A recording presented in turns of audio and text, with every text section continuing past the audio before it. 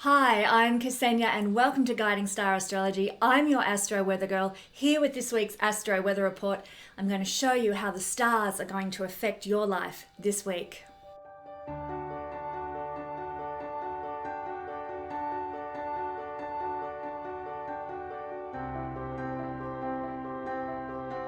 In my videos, I use both Vedic and traditional Western techniques with tropical astrology, not sidereal astrology.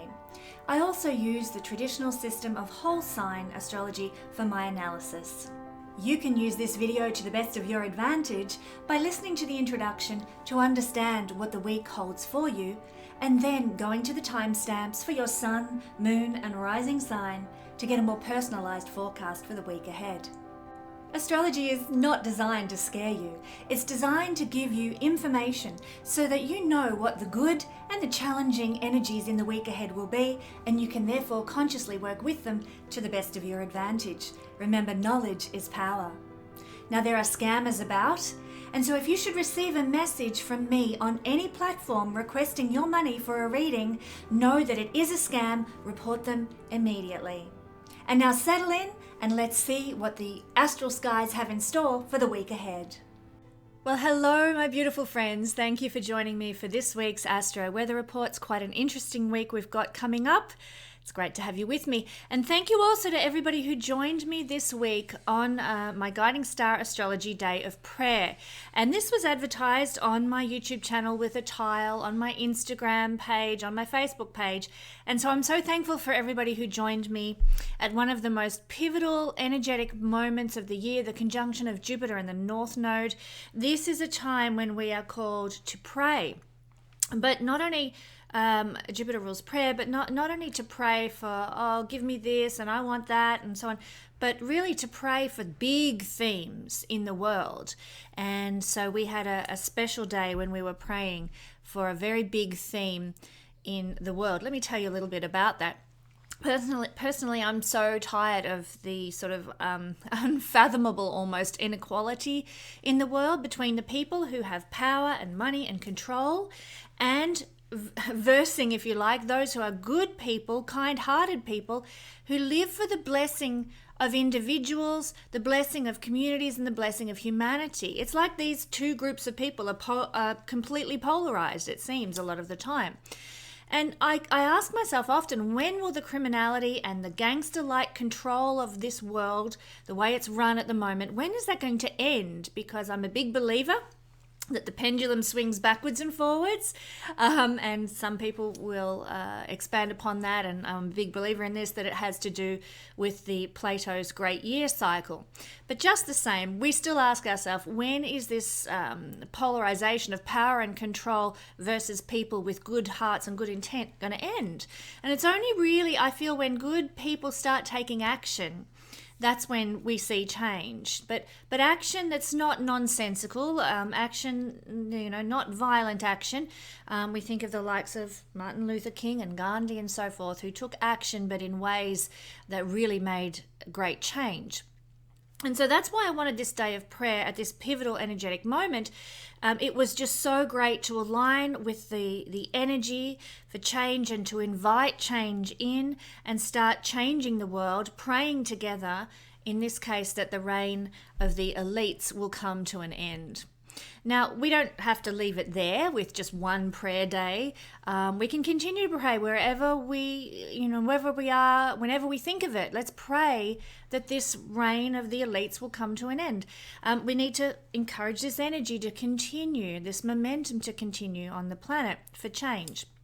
And there are currently some very big movements throughout the world that are aligning, if you like, to bring down these old power structures that create what we might call perhaps capitalist fascism, that we often unknowingly are living under, especially here in the West. So our prayers and our energy of support are needed more than ever to give momentum and energetic push to these big movements that I mentioned that are happening throughout the world, designed to bring down the control of certain factions of society, the elite control. So I want to talk about, just briefly before we move into the astrology of the week, I think it's important to talk about this big picture perspective. it's interesting to me that in August 2006, the International Astronomical Union downgraded the planet Pluto from a planet to a dwarf planet. And yet here in our astrological circles, we still consider Pluto to be an incredibly powerful body of energy. We still call him a planet in astrology, even if the astronomical community does not.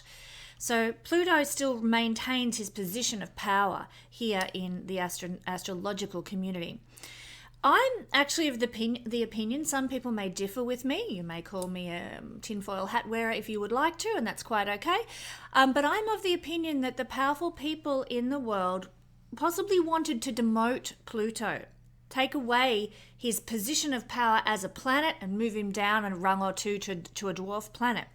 They wanted him lessened in power, and hence they organized for this demotion.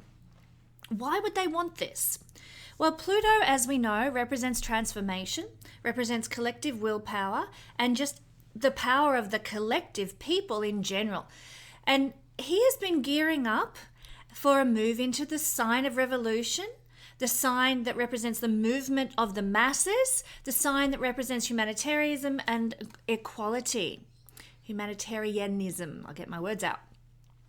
And this is the sign of Aquarius. Now, as you've probably heard me say many times over the last couple of years, the last time Pluto was in Aquarius, we experienced big worldwide revolutions that threatened the control of the oligarchs and the elites. French Revolution and American Revolution, just to name two.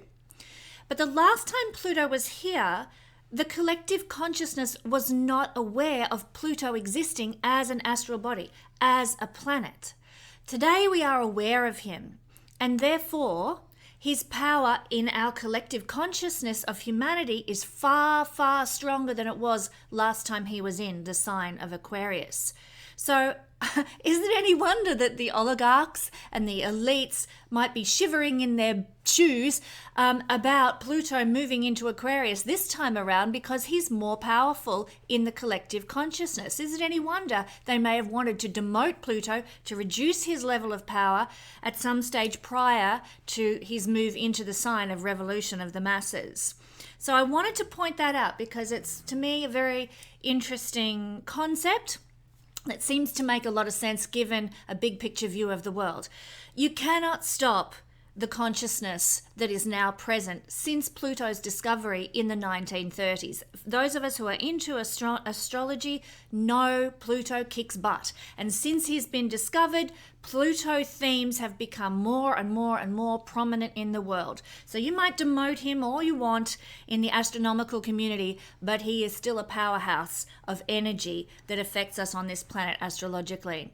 So since his discovery in the 1930s, it doesn't matter what title we give him astronomically, he brings this consciousness of collective willpower and collective transformation.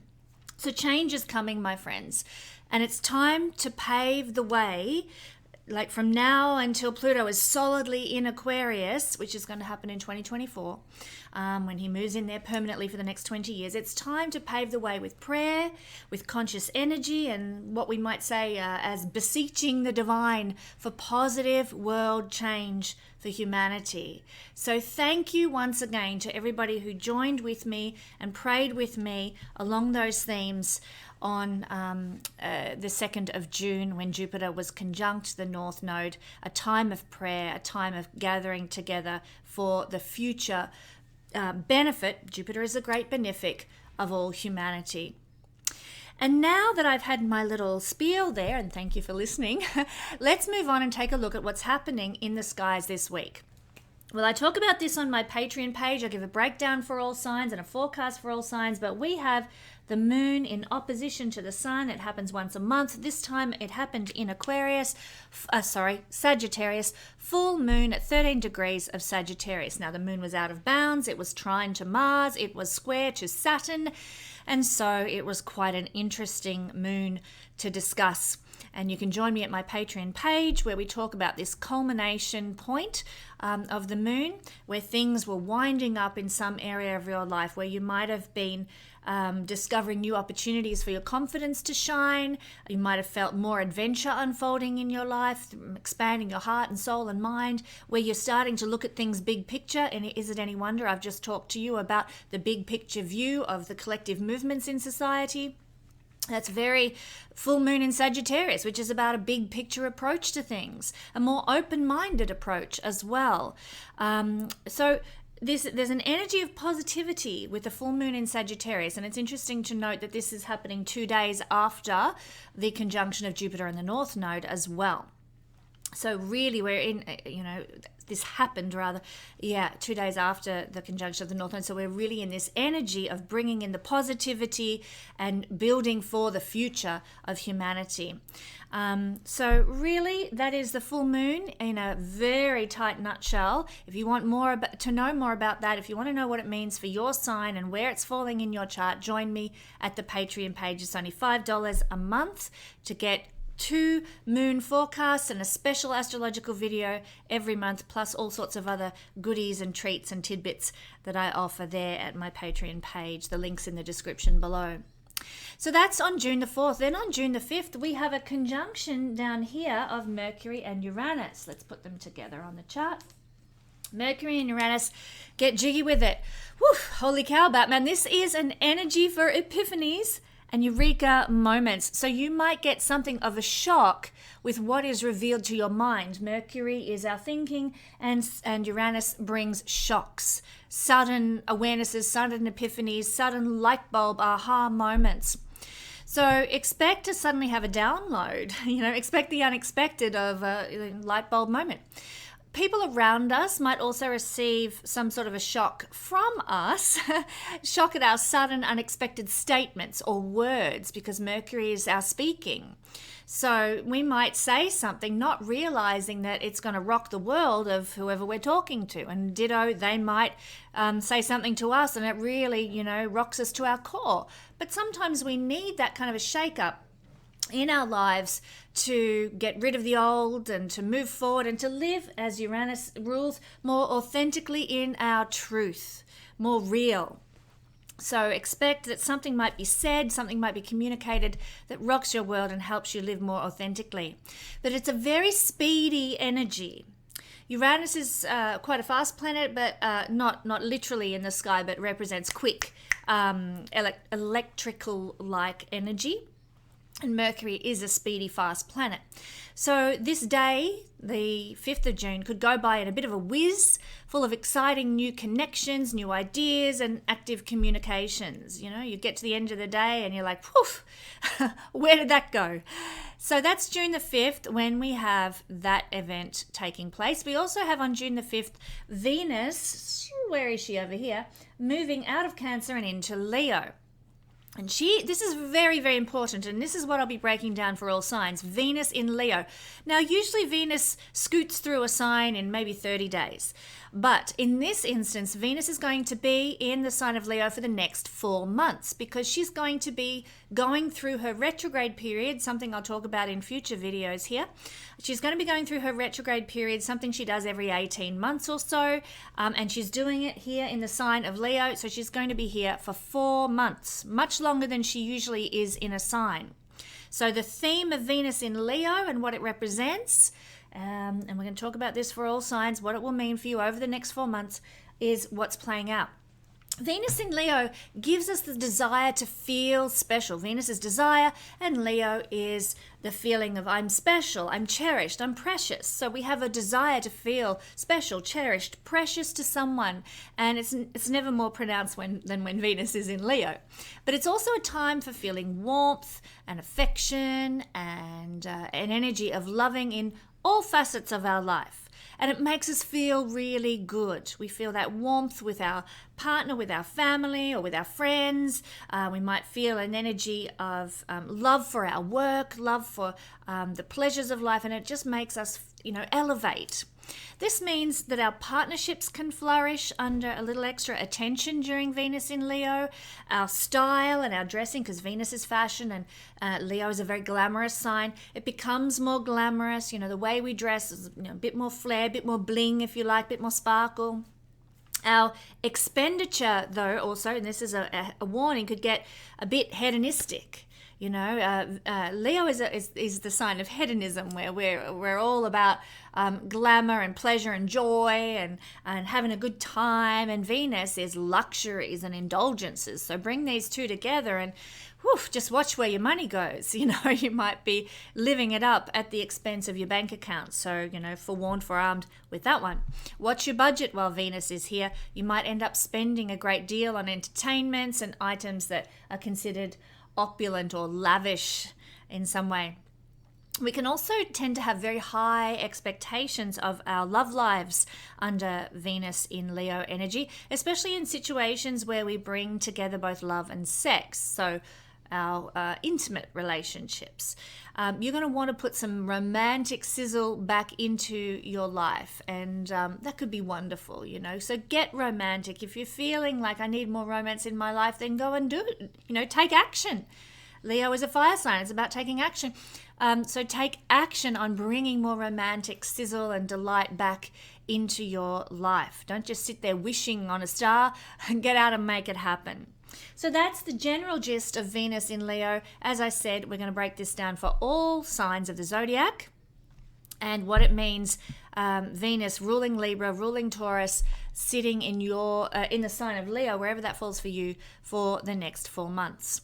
But before we get to that, on June the 6th, Venus is up to some hanky-panky as well with Pluto. Here is Pluto in the early degrees, 0 degrees if you like, of Aquarius, and opposing Venus. And I want to point out also that both Venus and Pluto will be squaring the nodes of the moon down here.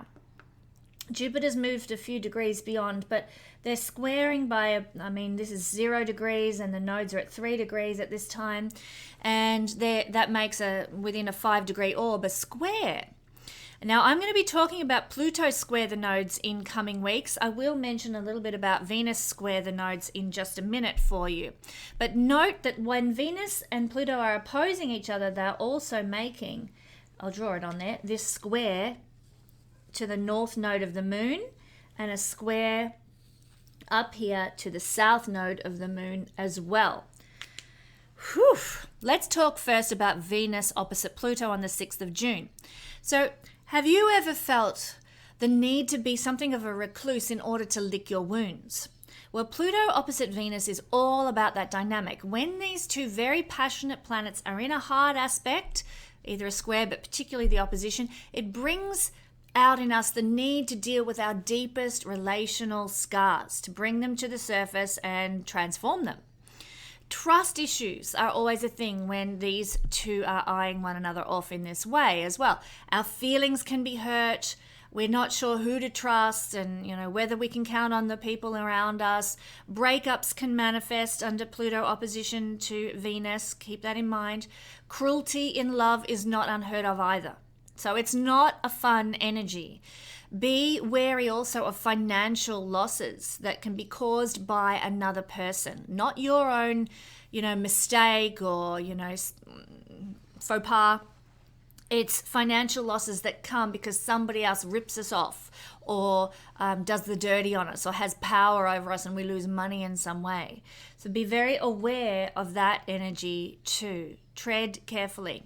A Pluto opposition usually forces us to face the truth. And in this case, the truth regarding Venus issues, our self-worth, the truth about our relationships, the truth about our finances and how we're handling our money. Some people aren't going to like what comes up. But if you see this as an opportunity, see it as the chance to take action. Oppositions have the energy of Mars about them. This is a chance for you to take action in order to bring things into greater balance and harmony in your life again.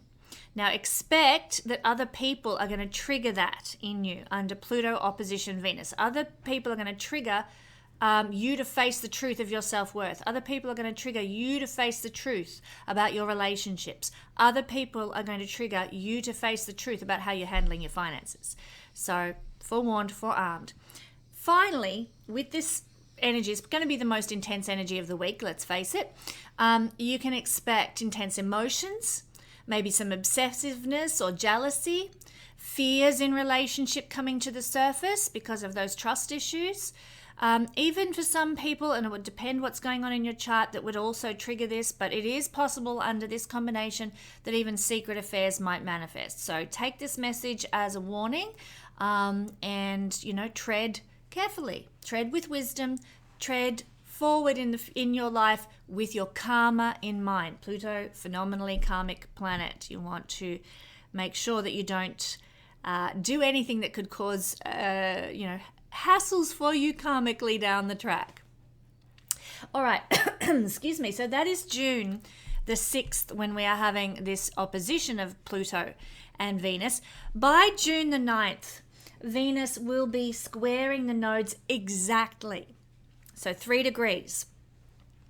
What does it mean when we have Venus making a square to the south node and the north node? And essentially, get my words out here, a T square. We get a feeling, and so you can expect to feel this way on the 9th of June, of being artistically blocked. Like, my creative thoughts aren't coming to me. I do a piece of art and I feel like it looks like shit. You know, we just feel like, ugh, you know. A lot of the time that's coming from our own judgmentalism, okay? So we feel blocked, but it's because I'll get a creative idea and I don't think that's good enough to run with. Or I do a drawing and I'm too judgy. Oh, that looks crap. We're judging our artistic self and therefore feeling like our true capabilities are somehow blocked. Another way this can express Venus square the nodes is to feel lonely in love. That's whether we are in a relationship or not. We can just feel a bit alone, a bit unseen, uncherished, unvalued by a partner when Venus squares the node. So these are the two major energies to be aware of in what is known as a Venus skipped step. This actually happens twice annually, so it's not unusual. But keep in mind that it's also happening at the same time as Venus is opposite Pluto, pretty much. And so things get exacerbated under that energy.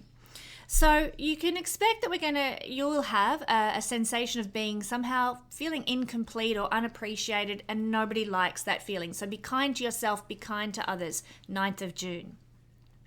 We can even find ourselves experiencing envy under this energy. Envy of people that we consider to be more beautiful or more creative or more well-loved, let's say, than we consider ourselves to be. But don't let these sour grapes poison your cup of joy.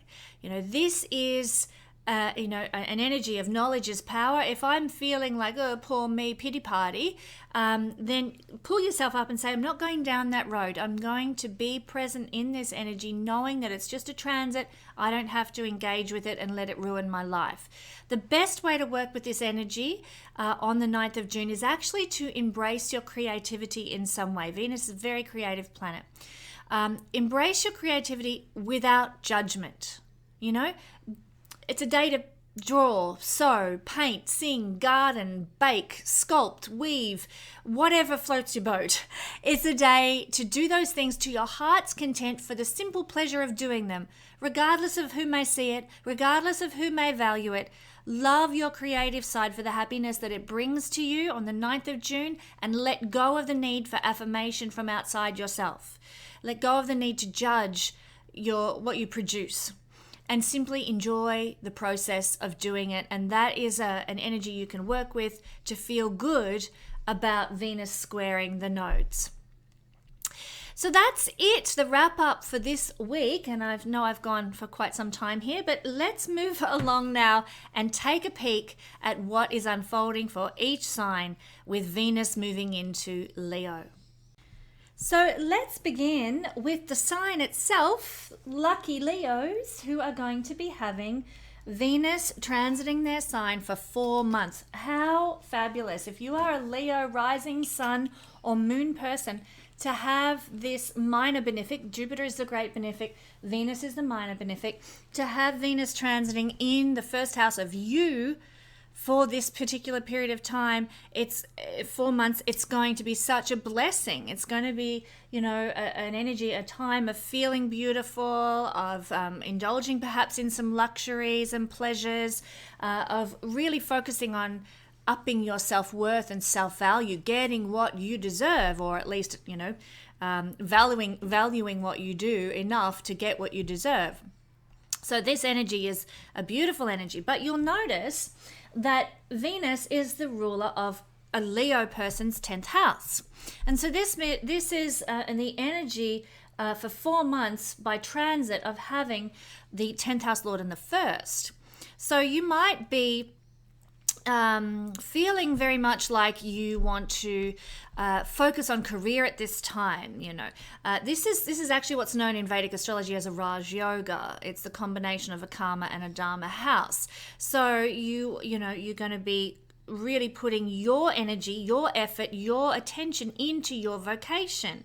You are going to be somebody who is trying to build your legacy in the world and create career and worldly achievements that are important to you and your life path during this time. It's not about, working for the man or pleasing the boss. It's about doing what you can career-wise for you during the next 4 months. So alignment with career is a very big part of what you're up to for the next 4 months with the 10th house lord in the first.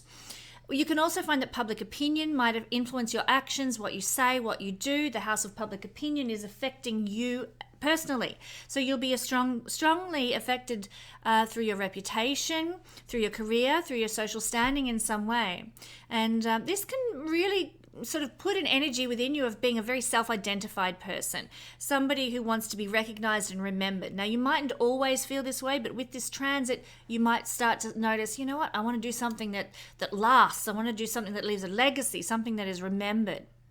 You can also find that you might have some sort of career success or growth based on your physical appearance or your personality. Maybe let's say you start a YouTube channel and, you get a lot of followers based on how you look on that channel, rather than perhaps the knowledge that you're spouting or whatever. So there's a big emphasis on appearance for career success, and your personality and charisma as well, affecting your ability to be successful in some career or leadership role or out there in the world. You're going to feel like you need to work to be active in order to feel most yourself for the next 4 months. So the 10th house has connections to Saturn, so there's bringing in of some structuring and a somber influence into your personality. So even though career and charisma can attain for you greater career success, there is the energy of the 10th house, which is a bit more somber, upon your personality as well. So you will be someone who wants to govern, someone who wants to lead, someone who wants to take responsibility and act maturely. And so that component of your personality might also draw more career success to you. Because let's face it, when we delegate responsibilities, we want somebody who we know is going to manage it, somebody mature, somebody responsible, and you're going to give that aura of matureness and responsibility in your career environment. Also, having the 10th house lord in the first can bring more visibility to any public roles that you might have, any leadership roles that you might have. You might be initiating some new beginnings with career in some way. And you have certainly got the ability this month, or for the next 4 months, to structure any new initiatives that you want to undertake. Be a trendsetter, put things out in the world that are new and inspired. This is part of the journey this month. Now, also, Venus happens to rule in a Leo chart the 3rd house. So this is like having 3rd house ruler, sitting in the first for 4 months by transit. So you will want to be learning a lot this month. You might be doing a lot of workshops. Indeed, I'd encourage you, if you're a Leo person living in Southern Australia, come and join me for our solstice retreat on the 24th, where we're going to be doing all sorts of workshops in Chinese medicine and acupuncture, transference healing, stars, myths, and astrology. It's going to be the most full-on, wonderful solstice celebration day.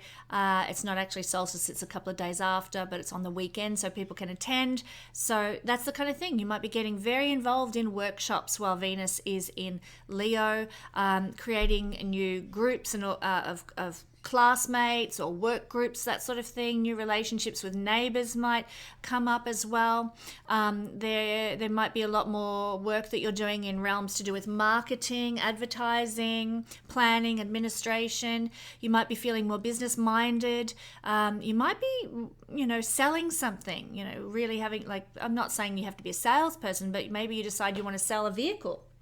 And so you have a lot of charisma to sell your car so you can replace with another one. I'm actually thinking of doing that. So go me, as a Leo sun. So yes, natural salespeople, capable instructors. If you don't usually instruct or teach others, you might find yourself in a position where you're doing that in the next 4 months in some way. There is this need to communicate. You might be writing journal articles or publishing a blog or setting up a website, something like that. And this is a month when you can be very gainful from those things as well. So, get involved in those kinds of communicative activities, social media and social activities, networking and so on can be very, very beneficial. The first house is the house of the body. So you might be using your hands more in some way, Leo, with the third house lord here. You will have perhaps some initiation of new ideas and new concepts that is unfolding in the next 4 months for you. You might be even sharing and teaching and instructing people how to be more first house-like, more independent, more entrepreneurial perhaps, just guiding people with those sorts of things. You might even have, because of third house lord in the first, more short trips, more meetings, more planning, more just busy. I can see you Leos being very busy for the next 4 months, but lots of short trips for, and personal movement, maybe even, got a weekend off and you jump on your deadly treadly push bike and, head off down the road for an afternoon of bike riding, even something like that. So there can be more of those sorts of activities, movement, going from A to B, short weekends away, which is exactly what I'm planning with my partner who is with me in Australia. I want to show him this beautiful country. So we're planning a lot of weekend trips over the next 4 months to show off Australia to my partner. So this is exciting, for our beautiful Leo friends. Thank you, Leos. Now, moving on, let's go to Virgo. Virgo rising, sun or moon people. Well, I'm just going to hold that still. Venus is going to be in Leo for the next 4 months, a whopping 4 months, very unusual for Venus, in your 12th house.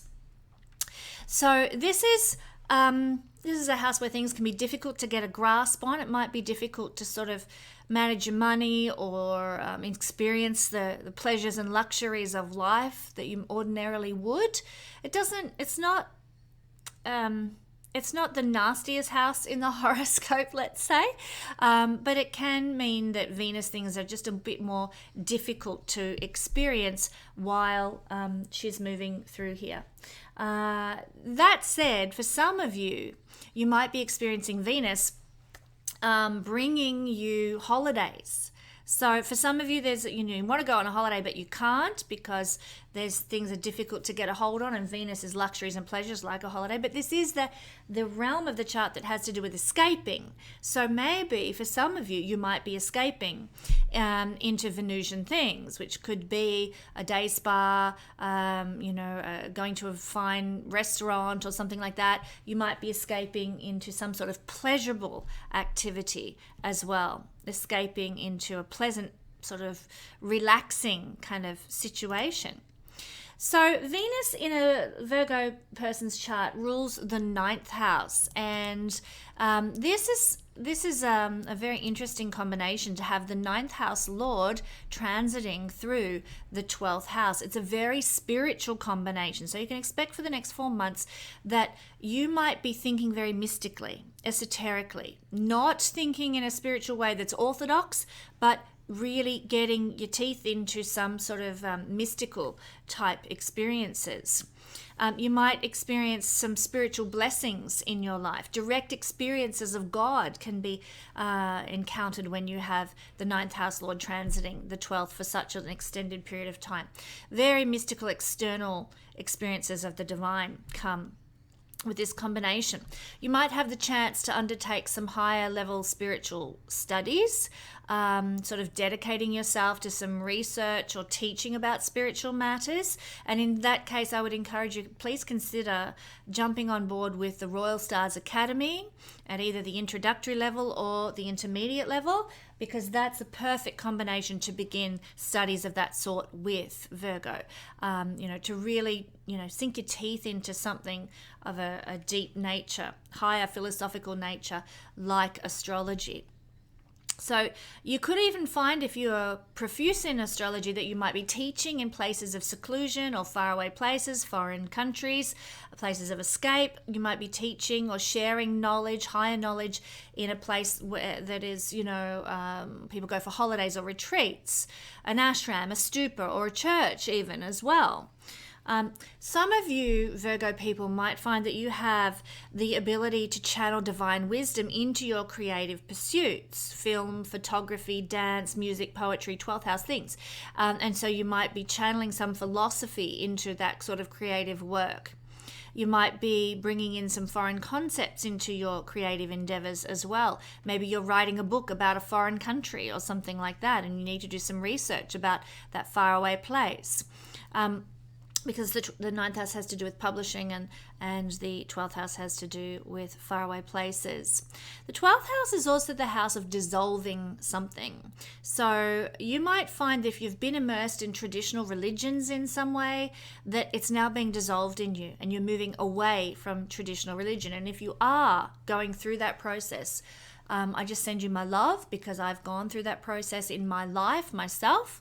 And I would encourage you to maybe, I want to promote my partner's work, check out the work of David Warner Matheson at starmythworld.com, because one of his platforms is to share the truth of the Bible as being a celestial metaphor rather than how we've always perceived the Bible to be. So if you're going through a process of dissolving the impact of traditional religion in your life in favor of direct spiritual or mystical experiences, do check out the videos of David Warner Matheson. I believe he's changed his YouTube channel to The Undying Stars. Check it out. If you're going through that process, you'll get a lot of support and wisdom there. So this is a placement all that deepens our intuitive communication with the divine. It's really time for Virgo people to pray, pray, pray. Like I said in the introduction, jump on that, because this is where you can get messages from the gods in dreams or meditative states, communicate with the divine, and your prayers are effective. Your prayers are powerful under this influence.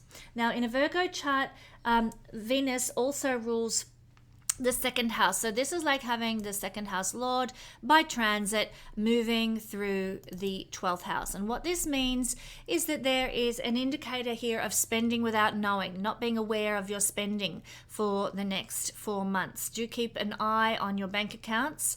That's the shadow side of this energy, this lordship. It's not a good position for keeping a handle on your money during this transit.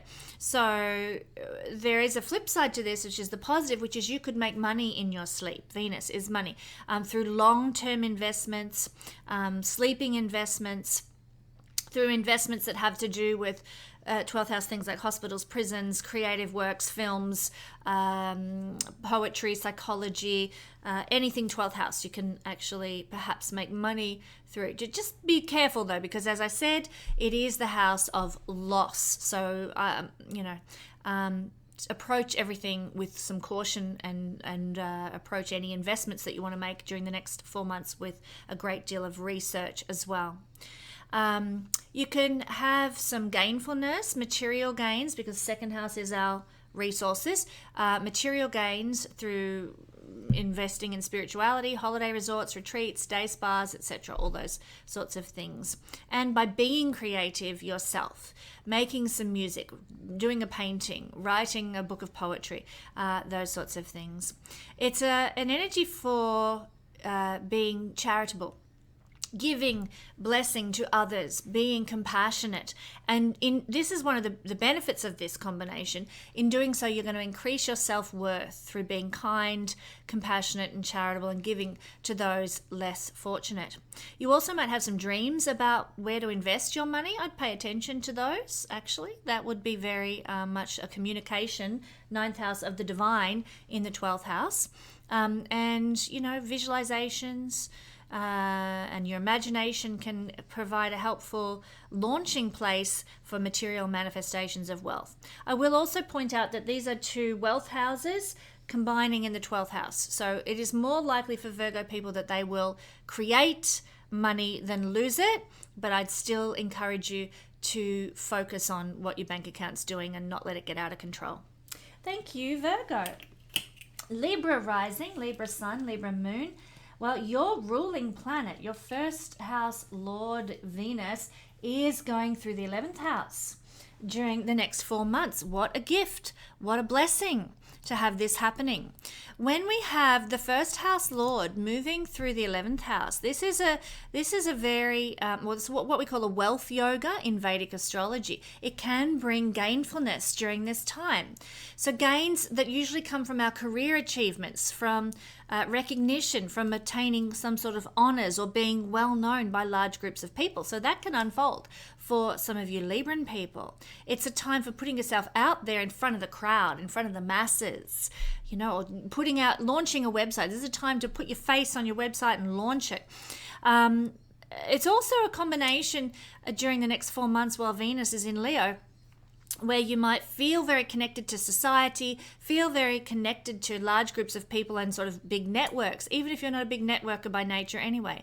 You might find that you're more socially active than usual for the next 4 months, Libra, and you love being social, so it's all good. If you're not fulfilling your mission amongst people by networking, you might feel a bit lackluster, a bit like something is missing. So get out there, interact, even if you don't want to leave your home, if you're a homebody, a bit like me, then at least jump online, communicate by email or, social media or whatever. Make sure you're connecting and networking. Center your life for the next 4 months around making connections and networks. It will really bless you and pay off. Now, you might even pick up on some sort of social trend in the next 4 months that's very advanced. So if you get an idea, an aha moment, don't ignore it. Don't say, oh, that's ridiculous. Weigh up everything as being a valuable message from the divine, because this is a combination for seeing social trends before they actually arrive, for being somewhat prophetic in some way. So, give everything, every new idea you get, give it credence and weigh it up. Don't discount anything. You might find that, you're inspired to join a club or a group or some sort of organization. You might be inspired to do some humanitarian work.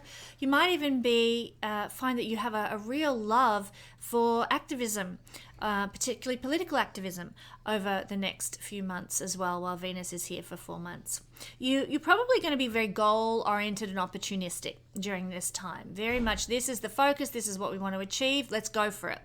Now, a lot of us can be geared that way anyway, naturally, based on our chart. Some people are not, though.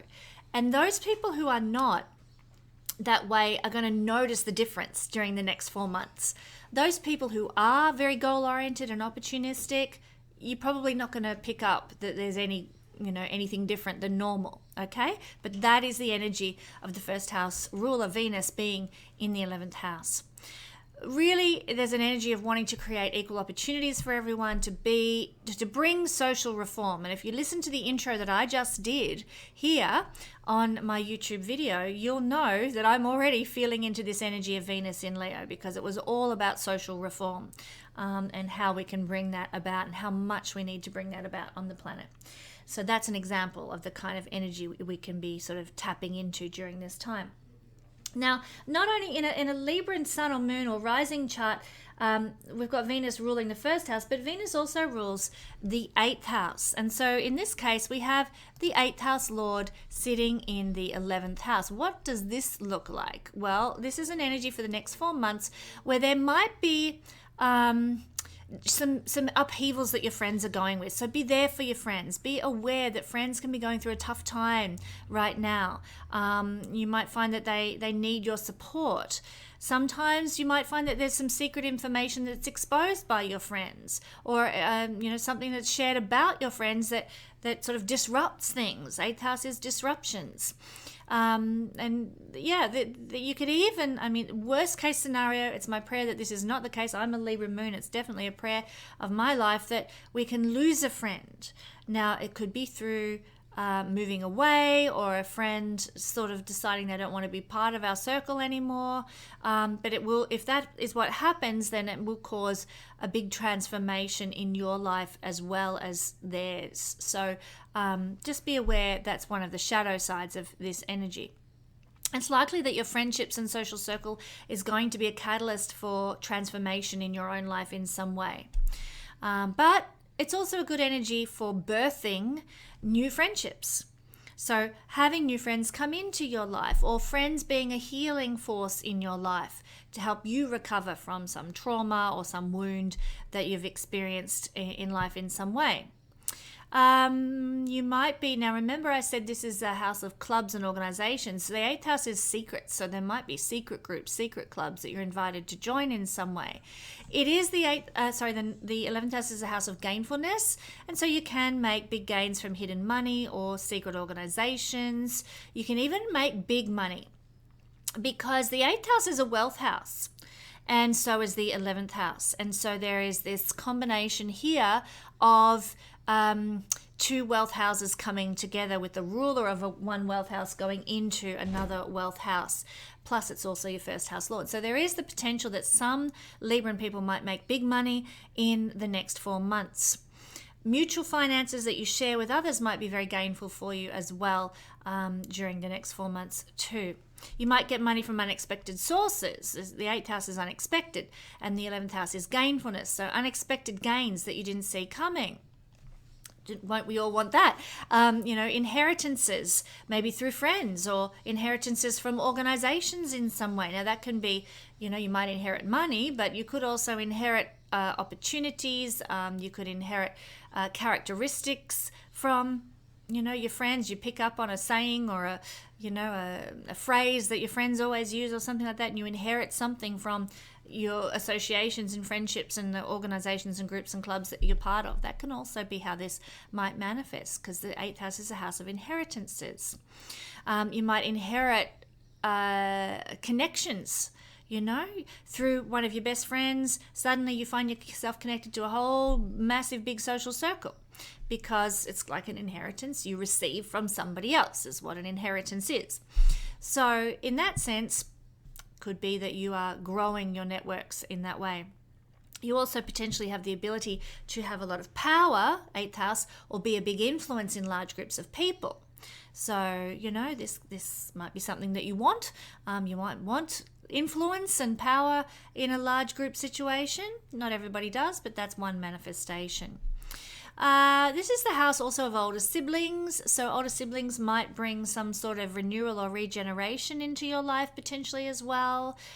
Check in with your older siblings, connect with them, make sure they're doing okay, because there can be, again, upheaval with an 8th house influence on the 11th house for such a long period of time. Now in the shadow side, there can be profits from illegal activities, tax manipulation, gainfulness from secrets or discoveries or research that you do in some way. Okay, interestingly enough, it's tax time in Australia during this transit, so let's all keep our karma clean, my Libran friends. Thank you very much. That's what I'm seeing as the results of Venus moving through your 11th house for the next 4 months.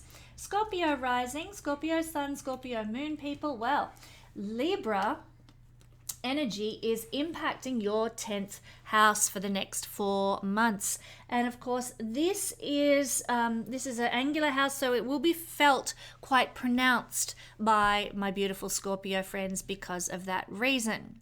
Now, in a Scorpio chart, Venus is the ruler of the 12th house. So it's very like having the 12th house ruler transiting the 10th house. What might this mean? Well, this is the house of public reputation. And so, it's a house where your reputation is. It's also the house of where you can receive leadership opportunities. And the 12th house energy represents being spiritual. So you might get you might be renowned for being a spiritual leader. You might get a leadership opportunity that has something to do with spirituality. You might get a reputation for working with international affairs or international or foreign trade of some description, Scorpio. You might receive a leadership opportunity in a 12th house environment, like in a prison or a hotel or retreat or a getaway or a hospital. You might get a role as a film director. That's a leadership role. 10th house and a 12th house is film. So these 12th house things can manifest in a form of leadership at some stage over the next 4 months, potentially. Some of you, this isn't for everybody, but some Scorpios might be sort of dissolving their career. There's a purpose behind this. Often the angels or the spirits or the ancestors might be directing you into the right place that is more aligned with your purpose this lifetime. It's not a combination to lose a job, but rather a combination to dissolve what is not serving your highest good and purpose this incarnation. So that might happen for some people under this transit of Venus to the 10th house. Remember, the 10th house is the 11th house from the 12th, so it's usually beneficial and gainful in the long run. Whatever is dissolved now can be for your greater good in the long term. Remember also, 12th house is ancestors that guide and lead us from the beyond. That can be happening for a number of Scorpio people. You won't even know that you're being led. In fact, you might be wanting a certain direction, but you're led in a totally different direction. But it works out for your highest good.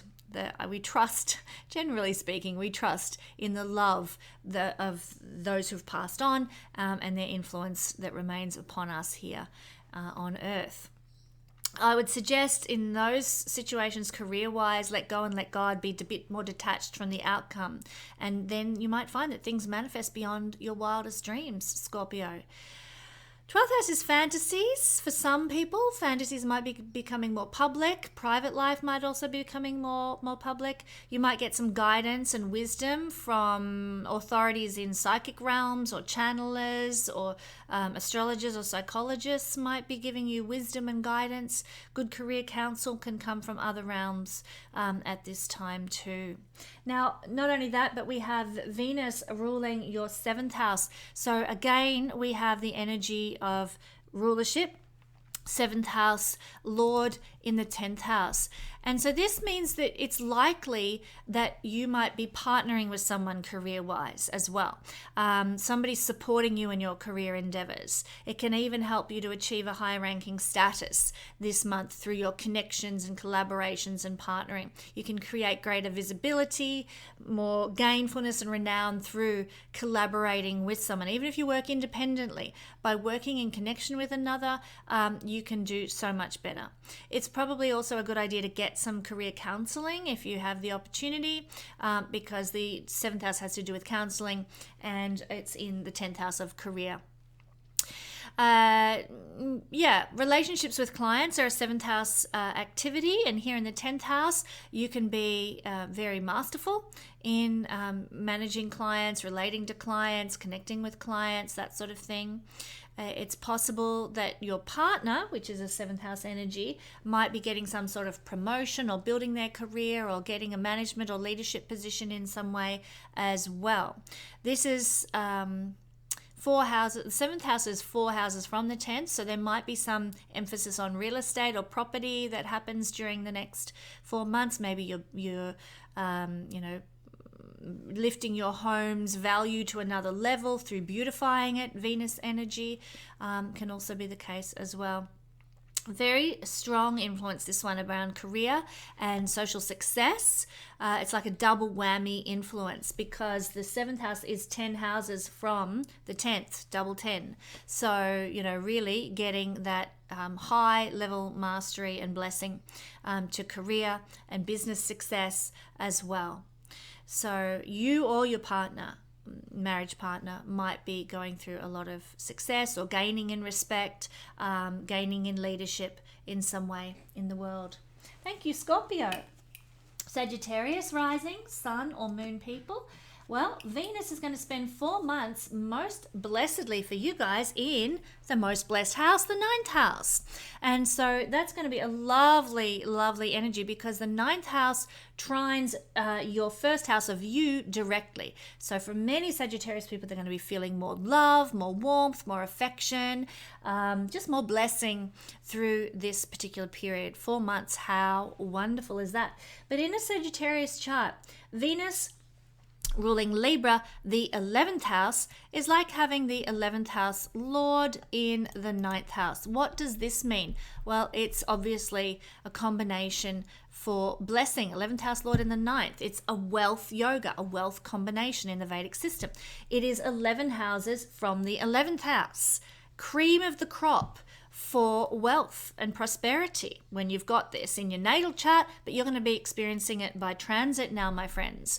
There are other, if you have wealth yogas in your natal chart, you can really do well this next 4 months with this particular energy unfolding. And so some of the ways you might benefit and gain are through higher knowledge, through teaching, through sharing your wisdom, being a tutor, through traveling the world, through being a guru, a person of inspiration, someone who shares their ideological beliefs or their higher knowledge with the masses. So if you're a Sagittarius and you're into that sort of thing, then it can really take off for you in the next 4 months with Venus moving here. This 9th house has to do with good karma from past lifetimes. And so your good karma, 9th house, can benefit the whole of humanity, 11th house, because of this combination as well. You can be very generous with this placement, do lots of altruistic, I get my words out properly, endeavors that lead to benefit for humanity and growth for humanity in some way. By giving, by being charitable, you can become very profitable as well. Some of you Sagittarius people might get the opportunity over the next 4 months to work in a university or be some sort of high-level teacher in the world. You might also find that you're buying and selling at an international level in some way. You can be gainful through 11th house things as well, like because it's the 11th house from the 11th. You can be gainful through communities, elite connections, community building and social network creation, all those 11th house kinds of things. 11th house is also friends. So this is the 9th house in the Vedic system is considered to be a house of soulmates. There are other systems that consider you can see soulmates through the 8th house, but in the Vedic system, 9th house is soulmates. So friends can feel like soulmates to you for the next 4 months or so. Real bonding time with friends. You might bond over belief systems or ethics or morals or some philosophy or something like that. You can have really good karma with the friends that enter into your life now. You're attracting the right connections and the right networks, the right friendships. You're in the right place at the right time, meeting the right people that's going to bring more luck and prosperity into your life. You have the wisdom during the next 4 months to recognize who are the right people to work with, to associate with, to create friendships with. Lucky, beneficial. So higher wisdom, combining with friendship and networking here, that really brings tremendous blessing into your life. Not only that, Sagittarius, but you have Venus as the ruler of the 6th house, which is perhaps not so flash as the 11th house. So your Venus rules a really blessing house, and it also rules a moksha house, a house where we're seeking liberation from karma. Pardon me. So the 6th house Lord being in the 9th house, it can be a powerful house placement. Let's explore what that means. The 6th house is a house where we have imbalances, where things are not harmonious, and the 9th house is a house of prayer. So this is where you can pray and heal imbalances. So I talked in my introduction about the day of prayer that we had and how it would be really good if that went ongoing in people's lives.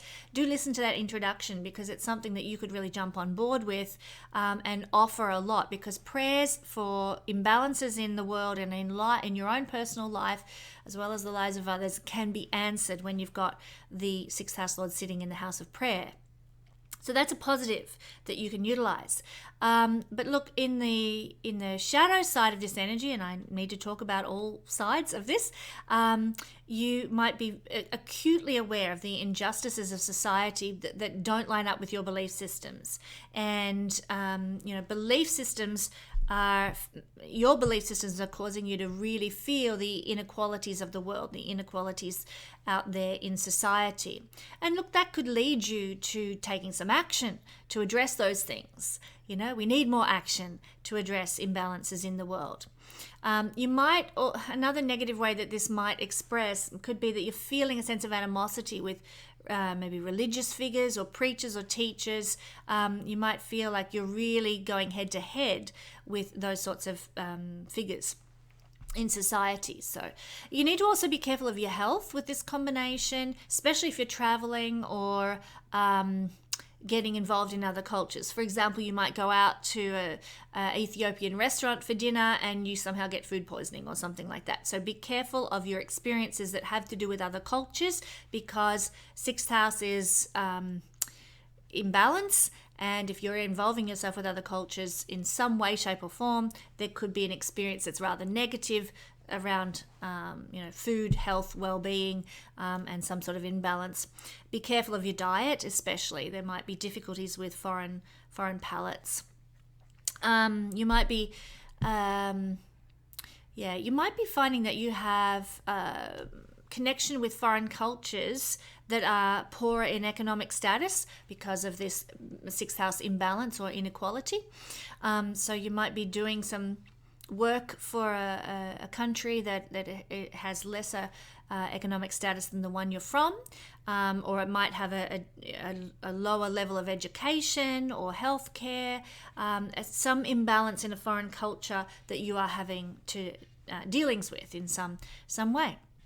If you're at university, this might cause some stress over the next 4 months. There might be some sort of conflicts. Sixth house is conflicts going in, Lord of the sixth house going into the house of university. Conflicts or stress in a university type situation can also be the case, or it can just feel like hard work, some sort of study or university, or even Venus is a planet of choice. Making a choice about university or study in some way might feel very heavy or very difficult or conflicting for you over the next 4 months as well. One good thing though, if you are a teacher, if you're sharing knowledge, if you're working in foreign places or working at a university, you are actually in a position for the next 4 months where something might occur that allows you to burn karma, to release a lot of the heavy stuff that we carry from maybe previous lifetimes or from childhood or from, past experiences that we've had in life that weigh heavily on us. This is a releasing of karma that can be experienced. So in that sense, it can be very, when we look back after this 4 months, we might feel quite soothed by what's unfolded, even though there could be tension in the process, if you know what I mean. So that's mainly it that I wanted to share for my beautiful Sagittarius rising, sun or moon people. Capricorn rising, sun or moon people, the energy of Venus being in Leo for a whopping 4 months is focused for you here in the, get it right, that's sitting better, in the 8th house. So, Venus in the 8th house, there could be some upheavals because 8th house is upheavals and shocks and sudden dramatic turns around with your finances, with your ability to experience and enjoy luxuries in life. If, let's say, for example, if you have been struggling with a sweet tooth, Venus is sweet food. And here in the 8th house, you might have a sudden turnaround where suddenly you don't have the desire any longer to eat chocolate or lollies or, soft drinks or whatever, and you can really change your diet habits around completely, 180 degrees, for example, because Venus rules the sweet foods that we indulge in, and here in the 8th house of big transformations, that can change. So that's an example of the kind of big turns around that we can have with Venus moving through the 8th house. But in a Capricorn rising sun or moon chart, Venus rules Libra, and Venus in a Capricorn chart, Libra is the ruler of the 10th house. So this is like having the 10th house lord in the 8th house. So what does this actually mean for us? Well, expect big out of the blue transformations, turns around, changes to do with career at some point in the next 4 months. You can be working in one field, and by the end of this 4-month period, you might be in a completely different area of your organization. Big changes.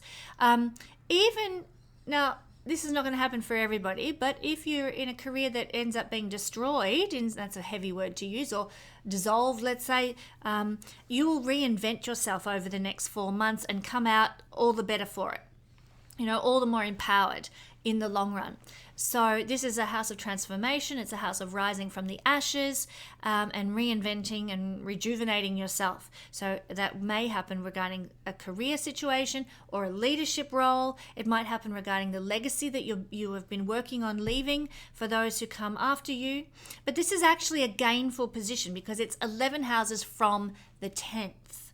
And so this means that whatever happens, anything that is destroyed, it's going to happen so that you can blossom into something more beneficial, something more gainful financially, something with a greater network, something with more friendships, something that feels more aligned with your dreams and goals.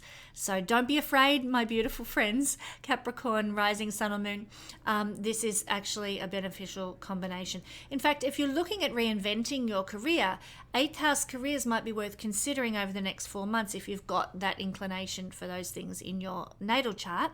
So that could be things like psychics, astrologers, somebody who does a lot of heavy research, dealing with mysteries, dealing with secrets, somebody who is a leader in crisis or emergency situations like a doctor in an ER or a fire chief, somebody who helps other people go through change and transformation in some way, working with hidden assets, the stock market, or managing other people's resources, managing some sort of like community property perhaps. These are some options, 8th house things, if you're looking at transforming career with an emphasis here. Again, you'd need to have those themes playing out in your natal chart to really pursue them.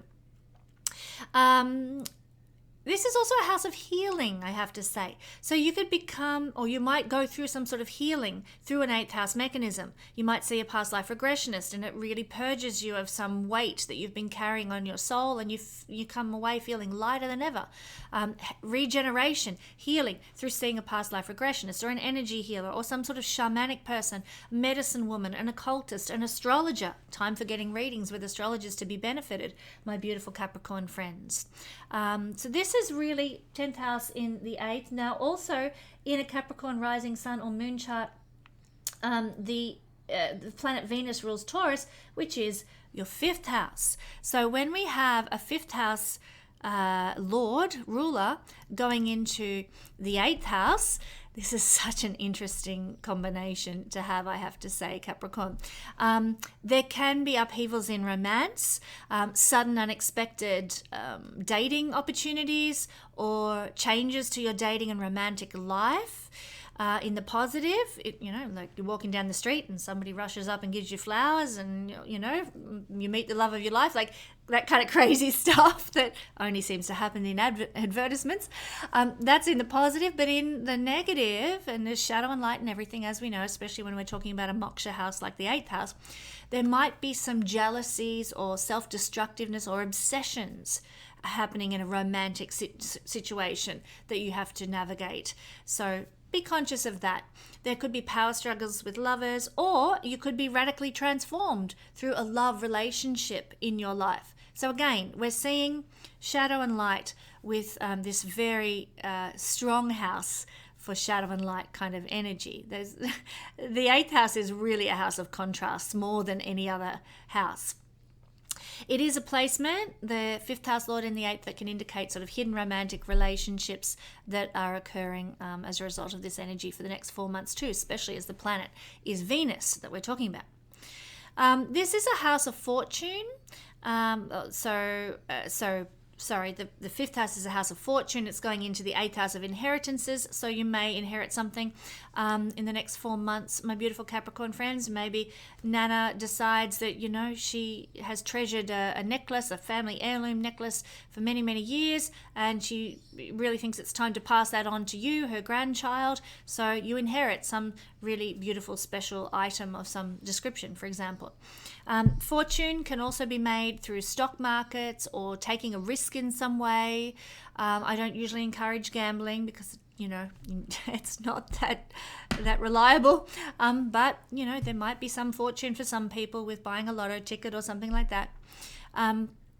Eighth house also means that with Venus here, planet of pleasures, you might enjoy risky pleasures, risky enjoyments, you know, edgy kind of delights, edgy kind of experiences, you know. Venus has to do with passion as well, and fifth house is a very passionate, with the things that give us joy, a passionate house. And so you might develop a passion for occult topics like astrology, mysticism, esoteric practices, or past life regression work. You also, because the fifth house is a house of natural intelligence, might find that you have an extreme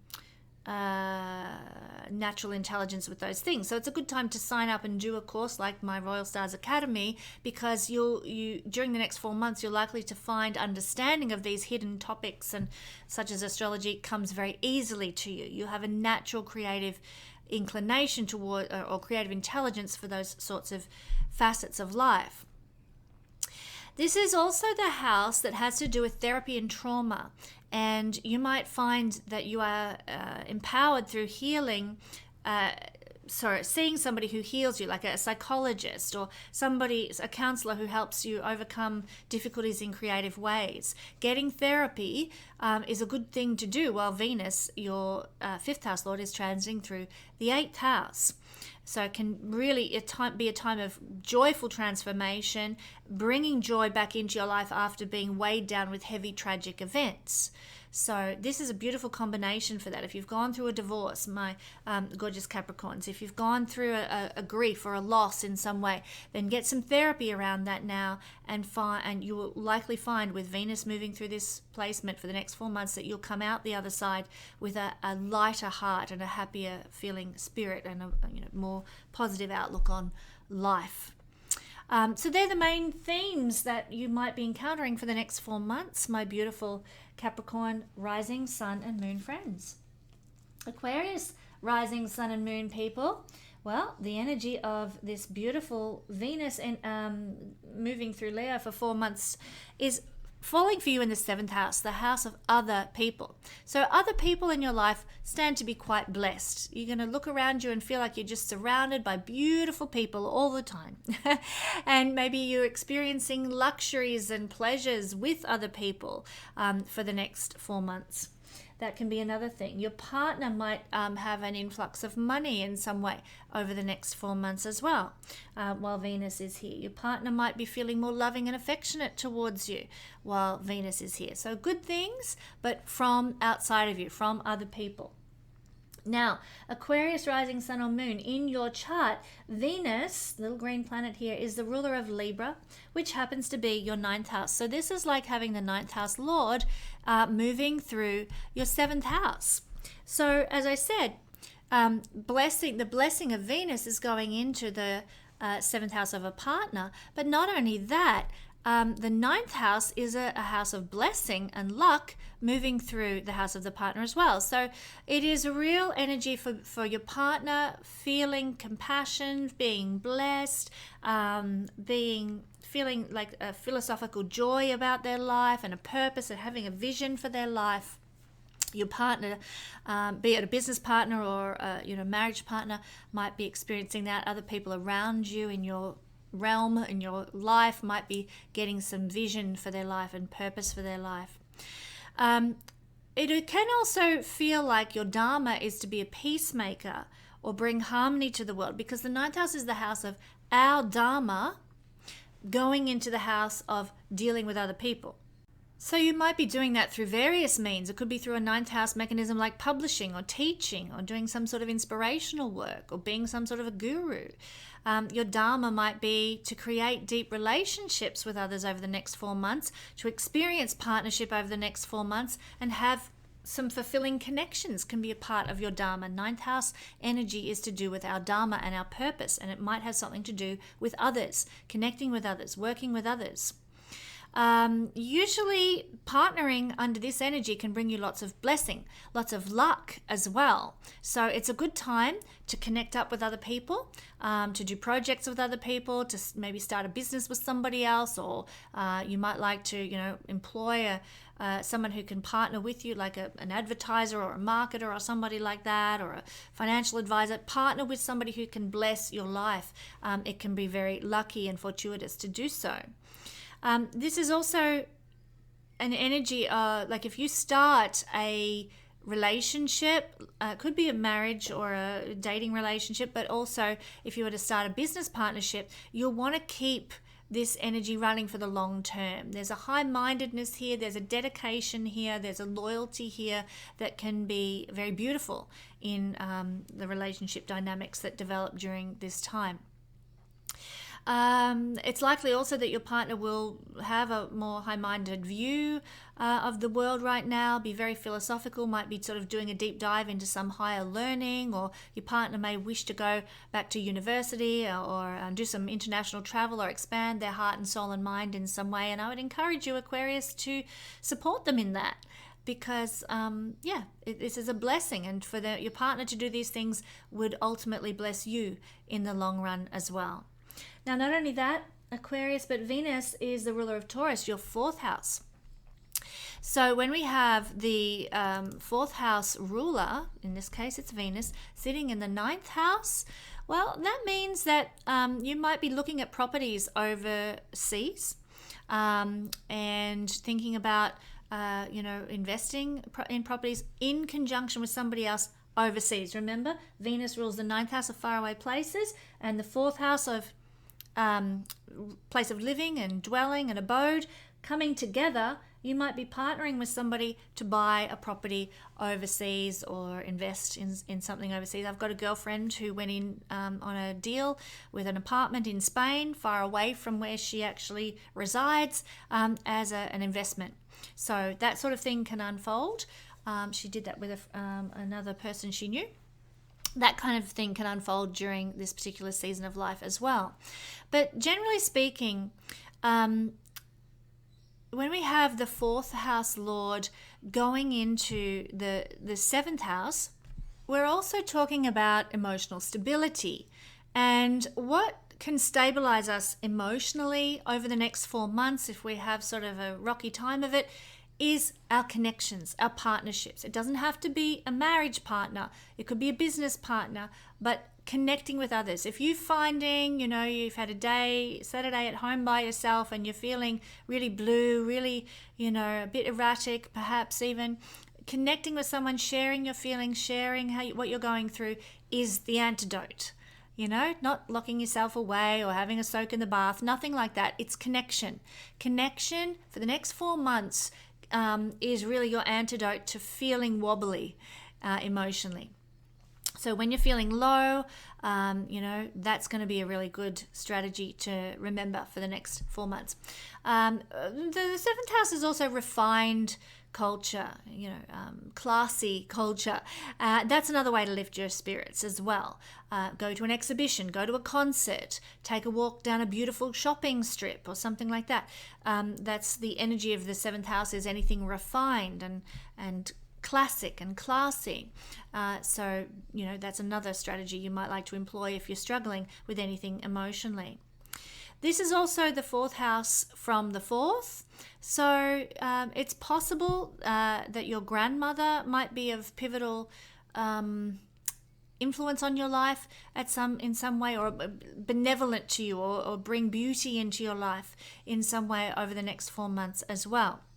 Venus is luxuries, pleasures, delights, sweet food. You might go visit your grandmother, and she bakes you a sponge cake or some lamingtons or something really decadent and special. Venus, luxuries, sweet foods, that kind of thing. It could be an experience like that you have that's really beautiful for you with a grandmother. It's an indicator, this combination, that your spouse might be looking at property or be seeking to buy some property or develop some property. Your spouse might be having some significant dealings with a family member. They might be wanting to get out in the garden and establish some sort of garden or grow some things. Fourth house Lord in the house of partner. They might be dabbling in real estate in some way over the next 4 months. Home decorating, home renovation. They might be getting the tools out, trying to make a difference to the dwelling that you share. You might be finding that your partner wants to entertain more from home or practice hospitality more over the next 4 months. And why not? With Venus here, great opportunity to do that. Go for it. You might be approached over the next 4 months to establish a business with a family member or develop some sort of contracts or businesses or negotiations or some sort of legal dealings with family members can come about in the next 4 months as a result of the fourth house Lord being here. It's also the fourth house Lord is the 10th from the 7th. So in this combination, it can indicate that your partner might have some success with career as well. They might rise up in social status and worldly achievement. They might really gain a great deal of respect in some way in the world that can really bless them. And ultimately, in the long run, bless you too. Thank you, Aquarius, rising, sun and moon. Now, Pisces, rising, sun and moon people. Well, my friends, I need to stop you from going for a walk for a start, but the energy of Venus for you is falling in the 6th house. Now, this is a difficult placement. It's one of the moksha houses, the houses where we seek liberation from earthly life. And unfortunately, Venus is a planet that is all about earthly life. It wants to experience the pleasures, the luxuries of life. It wants the money and the resources that we need for our body to enjoy life in the body. So this is quite an interesting combination for our beautiful Pisces rising sun and moon people. But in a Pisces chart, Venus rules the 3rd house, Taurus, and also the 8th house, Libra. So let's take a look at these combinations and what they mean. When the 3rd house Lord is in the 6th house in this way, it can mean that if we run our own business or are earning money off our own skills and abilities, there might be some imbalances that come in. We might feel like, we're working so hard, we're busy all the time, and yet we're getting nothing for our efforts. So that can be one of the shadow sides of this combination. Moksha houses are very difficult houses to work with astrologically. So be aware of this next 4 months, my beautiful Pisces people. The positive side, remember there's shadow and light and everything. The positive side is that you might be doing a lot of 3rd house things relating to the 6th house. You might be writing, thinking, speaking a lot about 6th house health, nutrition, well-being. Certainly we're running a workshop, which is a 3rd house thing, designed to bring more balance back into our lives, which is so this energy. My partner and I, who both have Pisces influence, are doing that. So that's a good way to work with this energy, to try and bring balance into, areas of life that are imbalanced. Health, well-being, and so on, like I said. You might be thinking or writing or speaking a lot about the rights of people who have experienced injustice. You might be endeavoring to create more justice for the exploited when you're having this experience. And of course, with a transit like this for the next 4 months, this is a great way to work with the energy that will give positive results rather than, suffering in a moksha house. So certainly put your energy, your thoughts, your intents into dealing with poverty, dealing with disease, dealing with crime, dealing with anything in the world that's out of balance. And that will sort of help you get the best out of this energy. Do take care of your mental health over the next 4 months with this combination, Pisces friends. It is a combination for mental stress, feeling a bit agitated, feeling a bit triggered.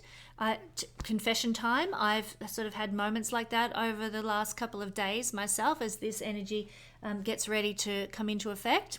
And so have strategies, for dealing with, with that sort of thing. Maybe taking a walk. If the weather's not conducive to taking a walk and, getting out in nature, that sort of thing, doing some yoga, having a soak in the bath, or communicating with a friend, to share your burdens with somebody else. Have some strategies. I mean, Venus is the planet of relationships. So connecting with others and sharing your mental struggles is actually a great thing for Pisces people to do over the next 4 months with this particular trigger. Third house is also the house of transportation, driving, and unfortunately, this house here, the sixth house, is a house not only of accidents, but just where things get out of balance. So we might speed because we're not going the appropriate speed limit, and we might get booked for it. So try and abide by the road rules and regulations as much as possible. Be safe, wear your seatbelt, do all that stuff. And if you're traveling on public transport, be cautious, careful when you're stepping off the tram and down onto the street. Double check, be careful, because this influence can be somewhat challenging for that. We can also attempt to provide some balance and problem solving through writing. Third house, speaking. So we might be sending an email to somebody regarding a debt. We might be, communicating about a medicine or a litigation, some healing mechanism that we need to share about with others, or listen to others and their experiences and learn from that as well. We might also find, because the third house has to do with siblings, that it's our siblings that are going through difficult times and stresses and struggles, perhaps with health and well-being or debt and that kind of thing. So it mightn't be us, it might be our siblings that are having those sorts of issues. Don't forget to check in with your siblings, be there for them, be compassionate, as you always are, my lovely Pisces. Not only that, third house energy in the sixth house, but Venus also rules your eighth house. So it's the energy of the eighth house lord going into, in this case, the sixth house. Now, this is an interesting combination to have. What it is, and this is what I've talked about up to now, is kind of heavy for Pisces people, not exactly the happy, joy thing we want to hear from an astrologer usually. But now we're going to change gears, because we've got a malefic moksha house lord going into a malefic moksha house. Why is that a good thing? They cancel each other out. So this combination of the eighth house lord and the sixth relieves some of the difficulties that would otherwise be felt. So this is a blessing. We have an ability to heal from difficulties, psychological hang-ups that we have, we find solutions for, and an ability to sort of navigate through them and come out transformed on the other side as we have processed it.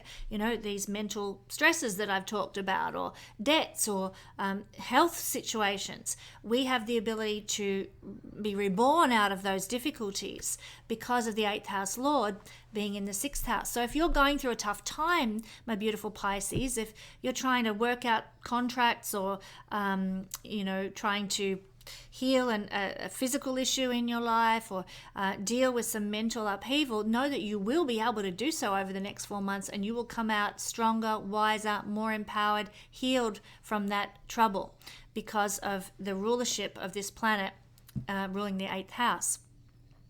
So if you're feeling stuck in sixth house things, victimization, inequality, struggle with money, struggle with health, this combination will transform these situations for you and resolve them. So yay for Pisces in that regard. What else can I say about this? The house of destruction goes into the house of addiction here. So there can be, for some people, the opportunity to destroy addictions to anything. Like it could be whatever you use to soothe yourself. You might be addicted to, soothing yourself with unhealthy food, too much indulgence. You might be addicted to, other things like alcohol or porn or too much exercise, whatever you use to soothe the imbalances in yourself, you can destroy those addictions. You can destroy your connection to those things now. So use this energy, Pisces, to transform your life in that blessed way while Venus spends 4 months in your 6th house. A new mission, a new door will open for you in life through overcoming these things. It sounds funny to say so, but you can benefit from poverty and suffering. I think of the film Gone with the Wind, and what did Scarlett O'Hara and Rhett Butler do during the rebuilding of Atlanta? They capitalized on the disadvantage that war had brought to the South and became very prosperous. So if you're familiar with that film and you know the story, that's the kind of thing we're talking about here, where you can transform and benefit from difficulties around you in life. Now, I'm not saying exploit people. I'm not saying take advantage of people. Keep your karma clean. But this is something you can do. Maybe managing the money of people who are less fortunate than you. You might make money through helping to fix the problems or alleviate the suffering from that people are going through. It brings blessing to you. Maybe, for example, you're a surgeon, let's say, and you operating on people and relieving their pain, relieving their suffering, relieving their difficult conditions. And it brings you prosperity because, hey, you're a surgeon. That's an example of what I'm talking about here, where you benefit from helping people resolve problems. So Pisces, you're beautiful, you're compassionate. This is a great energy for that. A combination that gives lots of power over the more difficult things in life. So yay for Pisces. This can be a blessing in the long run. 8th house Lord in the 6th house over the next 4 months. Thank you, my beautiful Pisces. Alrighty, now we're moving on to our lovely Aries rising, sun and moon friends. And this placement, if you're one of these, sun, moon or rising Aries, is putting the beautiful planet Venus in the beautiful 5th house. So for a lot of our Aries friends, this is a very blessed position. This is one of the lucky houses in the horoscope. And to have the minor benefic, the goddess of money and luxuries, in the 5th house of good times and joy, then you might be in for quite a wonderful experience for the next 4 months while Venus transits this part of the horoscope. More joy, more delight, more pleasures. But in a Leo horoscope, Venus is the ruler of the 7th house and also the ruler of the 2nd house. So what does this mean when we look at it through that particular lens? Let's start by looking at the 7th house ruler sitting in the 5th house. What is that telling us? Well, it might mean romance of a long-term variety is on the cards for some of you beautiful Aries people who have other things happening in your chart that indicate relationship. But this could also be a beautiful, prosperous business partnership as well. Why is that? Because this is the house, as I've said, of luck. And this Libra here, 7th house, can be business partnerships. So lucky alliances, lucky unions, not just marriages, not just romance. So profitable, blessed business partnerships that can come about.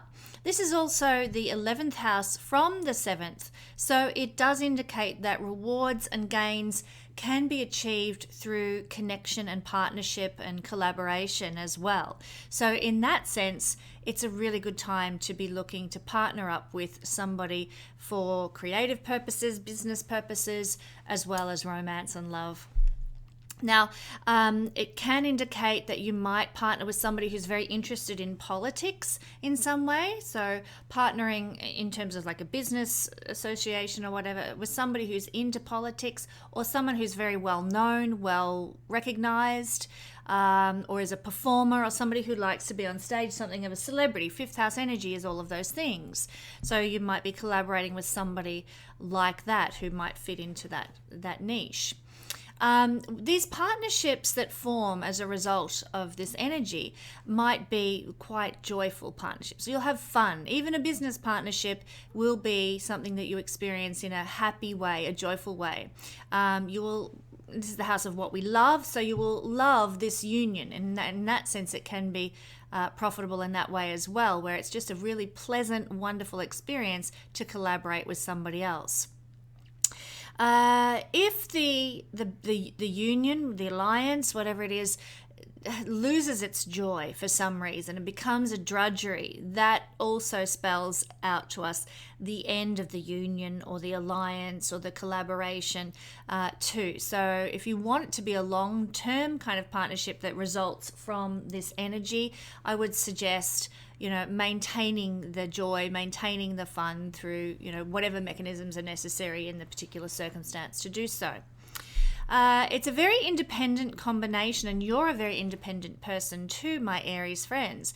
So this is telling us that your alliance will need to have some semblance of independence about it. It's not a codependent kind of union. It is a one where you'll have your own independent voice, independent presence in the union. You might be, like, for example, say two businesses that come together to run a special event, and you decide you're going to do these events on a semi-annual basis, 2 a year, 3 a year, that kind of thing.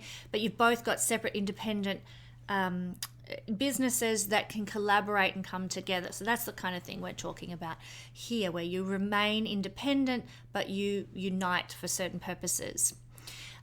This can also indicate that your connections and partnerships with other people at this time might be very goal-oriented, goal-driven. There might be a big desire to receive some sort of rewards and accolades from these unions, from these collaborations, from these connections in some way, as is the case because this is the 11th house from the 7th, and the 11th house has that goal-driven rewards and accolades kind of energy about it.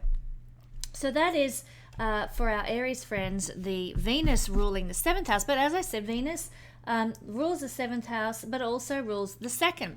So what does it mean to have the 2nd house lord residing in the 5th? Well, this is another combination for wealth, another wealth yoga. And we often see material prosperity that is a result of your good, let's call them good deeds, good endeavors in the past. It can be past lives, but also most likely from this lifetime. So your good works, good investments, good, sound monetary handling can be prove profitable for you during the next 4 months while Venus moves through this 5th house. You can even consider that you might be able to materially do all right, though I don't condone gambling, but this is the house of risk. Taking a risk, putting yourself out there, stepping out of your comfort zone, or getting involved in some sort of chance endeavor. You can make money or develop and create resources for yourself. Money, 5th house is children, 2nd house is money, so the combination of the two comes together here. Money can be made through investing in your children over the next 4 months, investing in their ideas, investing in their dreams. Venus is also spending, so there might be a lot of expenses with children over the next 4 months, but because the 5th house is lucky, it will come back to bless you in the long term. It will be a sound investment, a valuable investment in your children and their particular expenses. It won't be a waste of money like a lot of things are when we invest in our children. You can also capitalize on your hobbies and do materially very well from them over the next 4 months too. So invest in your passions and you'll see results while Venus is moving through Libra. You could also invest in other 5th house things as well: theatre, bars, the film industry, entertainment, performance, places where people come together for a good time and to celebrate. The center of town, you could do very well from investing in a restaurant in, I don't know, downtown Melbourne or something like that. So the center of a capital city is represented by the energy of Leo. So investing, finances, second house, in those areas of town can prove very lucrative for you over the next 4 months as well.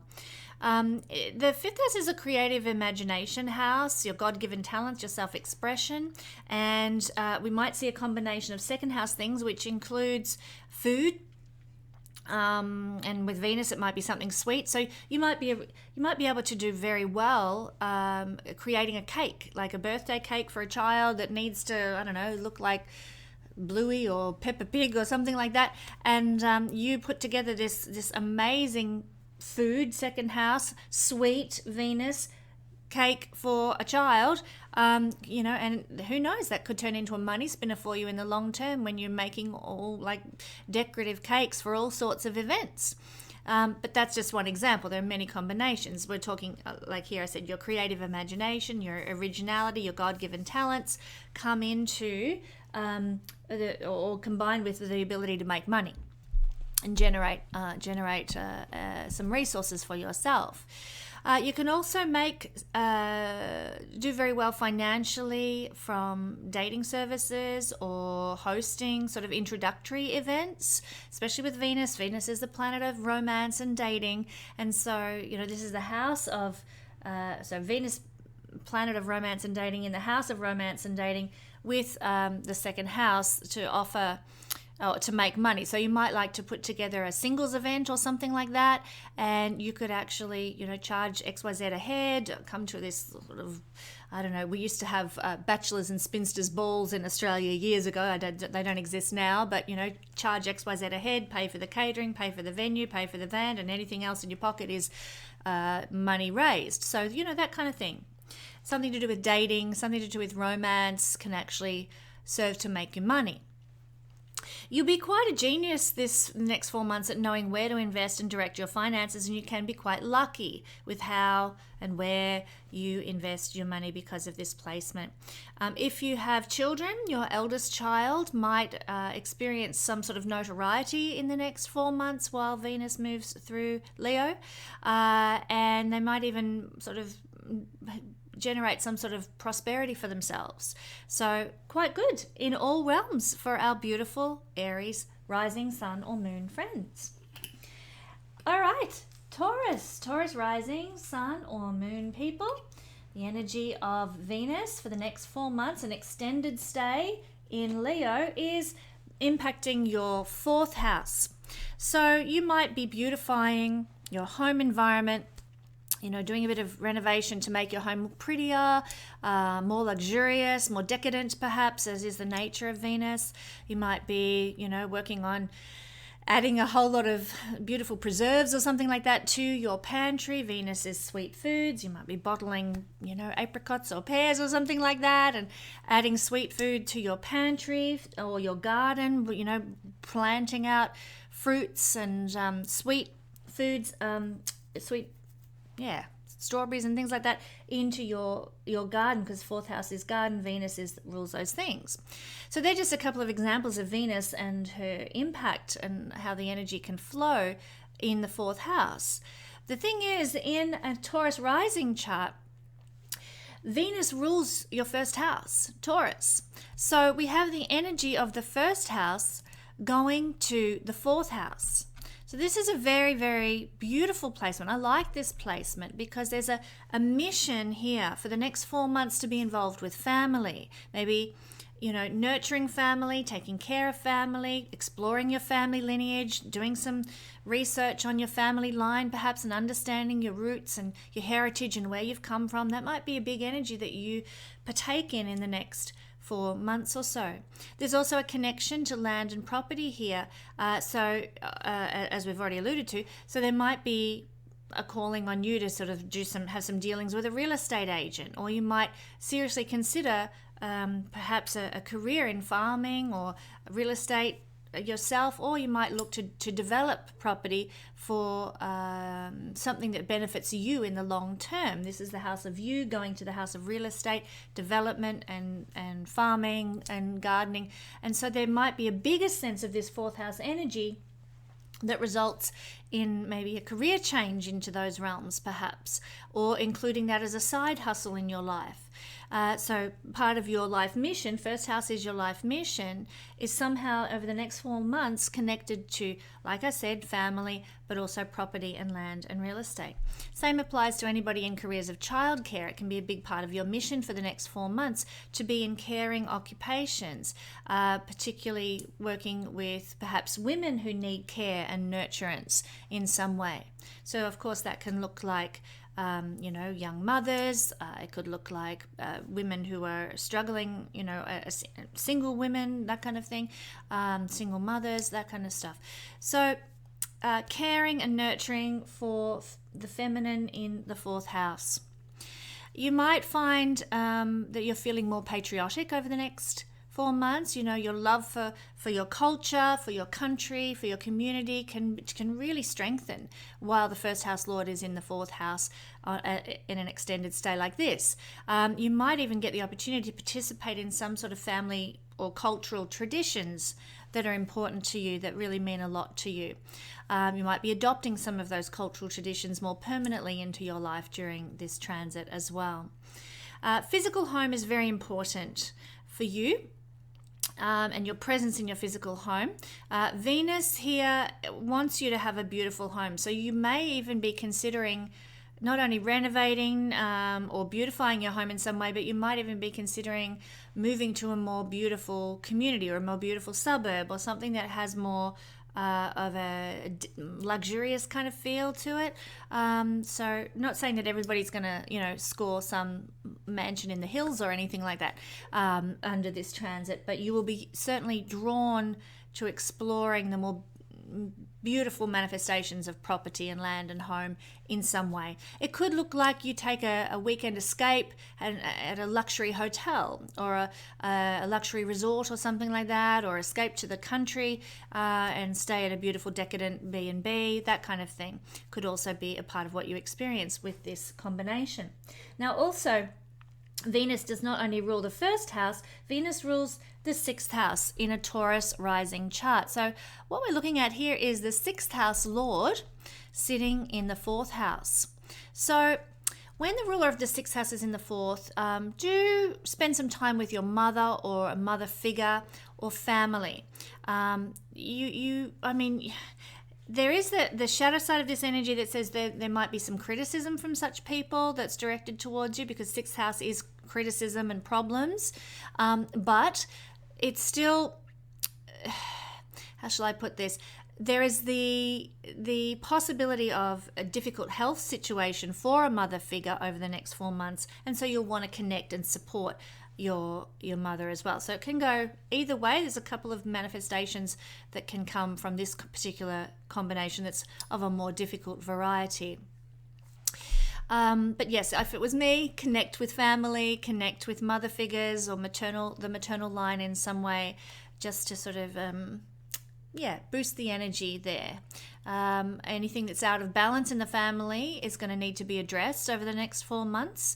Any sort of fights are going to need to be sorted out, and Venus will be retrograding here in Leo, so you're going to get the chance to go back over old issues, old wounds, old hurts in the family and try and sort them out and resolve them. So, be prepared for that, forewarned, forearmed. When Venus is retrograding, that's going to be a particularly pertinent topic in your life. If there's old family dynamics that you've swept under the rug and, pretended do not exist, they're going to come up again for you. So keep that in mind. Some of you might be working more from home during this 4 months. You might be bringing a lot of work home for you to address while you're in your home environment, literally. So, if you don't ordinarily work from home, there might be a change in circumstances at work that sees you going home to work, or, working from your computer or desk at home in some way. You might be giving medical care to people in your home over the next 4 months. The sixth house has to do with medicines and health practices houses, and of course that ruler of the sixth house is going into the fourth house, where your family is represented. So there might be a need to take care of parents in your home, to care for children in your home, or deal with illness in your home. I'm sorry to say, but I wouldn't be any kind of astrologer if I danced around all the difficult manifestations of certain combinations. Look, the worst case scenario, while I'm on that difficult topic, is there sometimes can be court cases that involve family members, or a family member might be involved in a court case. Again, check in with your maternal line, check in with mother figures to support them where necessary in those sorts of situations. You might be very focused on teaching your children to be clean, to be discerning, to be hardworking. These are all energies of the sixth house going into the house of family. So you might be very focused on those themes in your family. How do we have a cleaner home? How do we, as a family, how do we work hard? And we're going to illustrate that for you, or I'm going to encourage you to work hard. So watch out for that. Well, no, don't watch out for that. They're good things to learn, good sixth house practical things to learn that your families do need to address. So that's really what we're seeing for our Taurus rising, sun and moon people. You might be working hard also for your family at this point in time over the next 4 months, but rest assured you will enjoy it, because Venus is a planet of pleasure. So even though you'll be working hard for the sake of your family, it's something that is going to be felt to be pleasurable to you. You'll enjoy the process and the results of what you're doing. Thank you, Taurus rising, sun or moon people. Now, Gemini rising, sun or moon people, Venus energy is focused very strongly for the next 4 months here in your third house, the third house of Leo. So it's likely you will get a lot of pleasure and joy out of communicating and socializing, out of perhaps attending some workshops. And I'd encourage you, if you happen to be in the vicinity of southern New South Wales or Victoria, come and join us at our Solstice retreat, 1-day retreat that we're running, because that's like a workshop for the soul, where you can connect with like-minded people. We're going to have acupuncture, Chinese medicine, we're going to have transference healing and alchemy practices, we're going to have stars and mythology with David, and we're going to have astrology with me. Lunch is provided. It's great. Go to my events page at the website to find out more. But for our Gemini friends, this is where it's at for the next 4 months. Workshops, joining with groups of people, groups of like-minded people, to learn new skills, to explore the world and learn from other people's experiences in that sense too. So this could be really lovely. Lots of pleasure involved in that, lots of opportunity to have a more delightful experience, I guess, with other people while Venus is in such a social house, the third house. But in a Gemini rising, sun or moon chart, we will see that Venus is the ruler of this house, the fifth house. So this is quite a blessed combination. Ruler of the fifth house going into the third house. This is the 11th house from the fifth. And so there's a lot of rewards, there's a lot of gainfulness that can be received through participating in a workshop like the one I just described to you.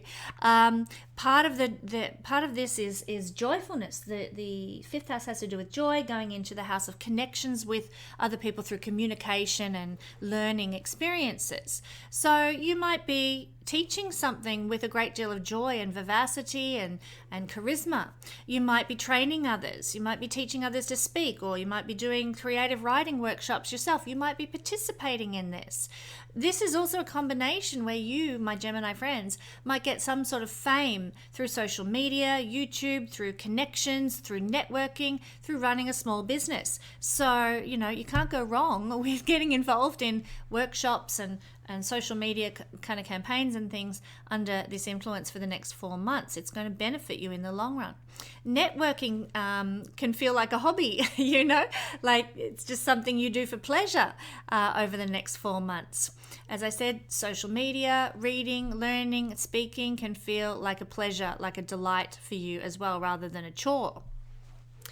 Confidence also comes through these things too. The more that you put yourself out there doing your social media for whatever business you're running or whatever, the more that you get confident in, hey, I know what I'm doing here. I'm getting a lot of traction here. And you'll be passionate about this. It's like a blessing that comes from doing these endeavors.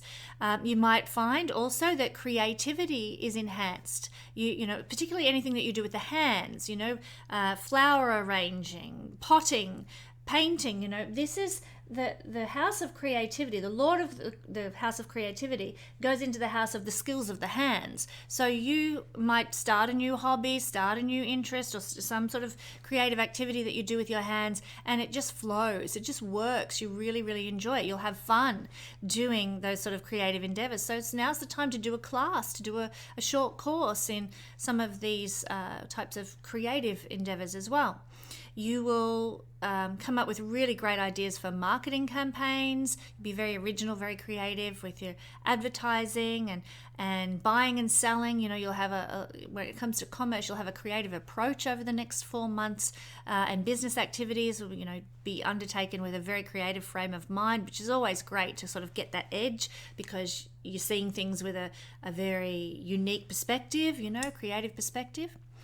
Children are seen from the 5th house going into the 3rd house, where we see a lot of emphasis on friendships. So children, not just your own children, but just children in general in the world, are going to feel like friends to you. You're going to feel like a bond with children under this influence for the next 4 months. You'll really feel a connection with children through words and conversations that you have with children. That can even be quite enlightening. So listen to what the children have to say.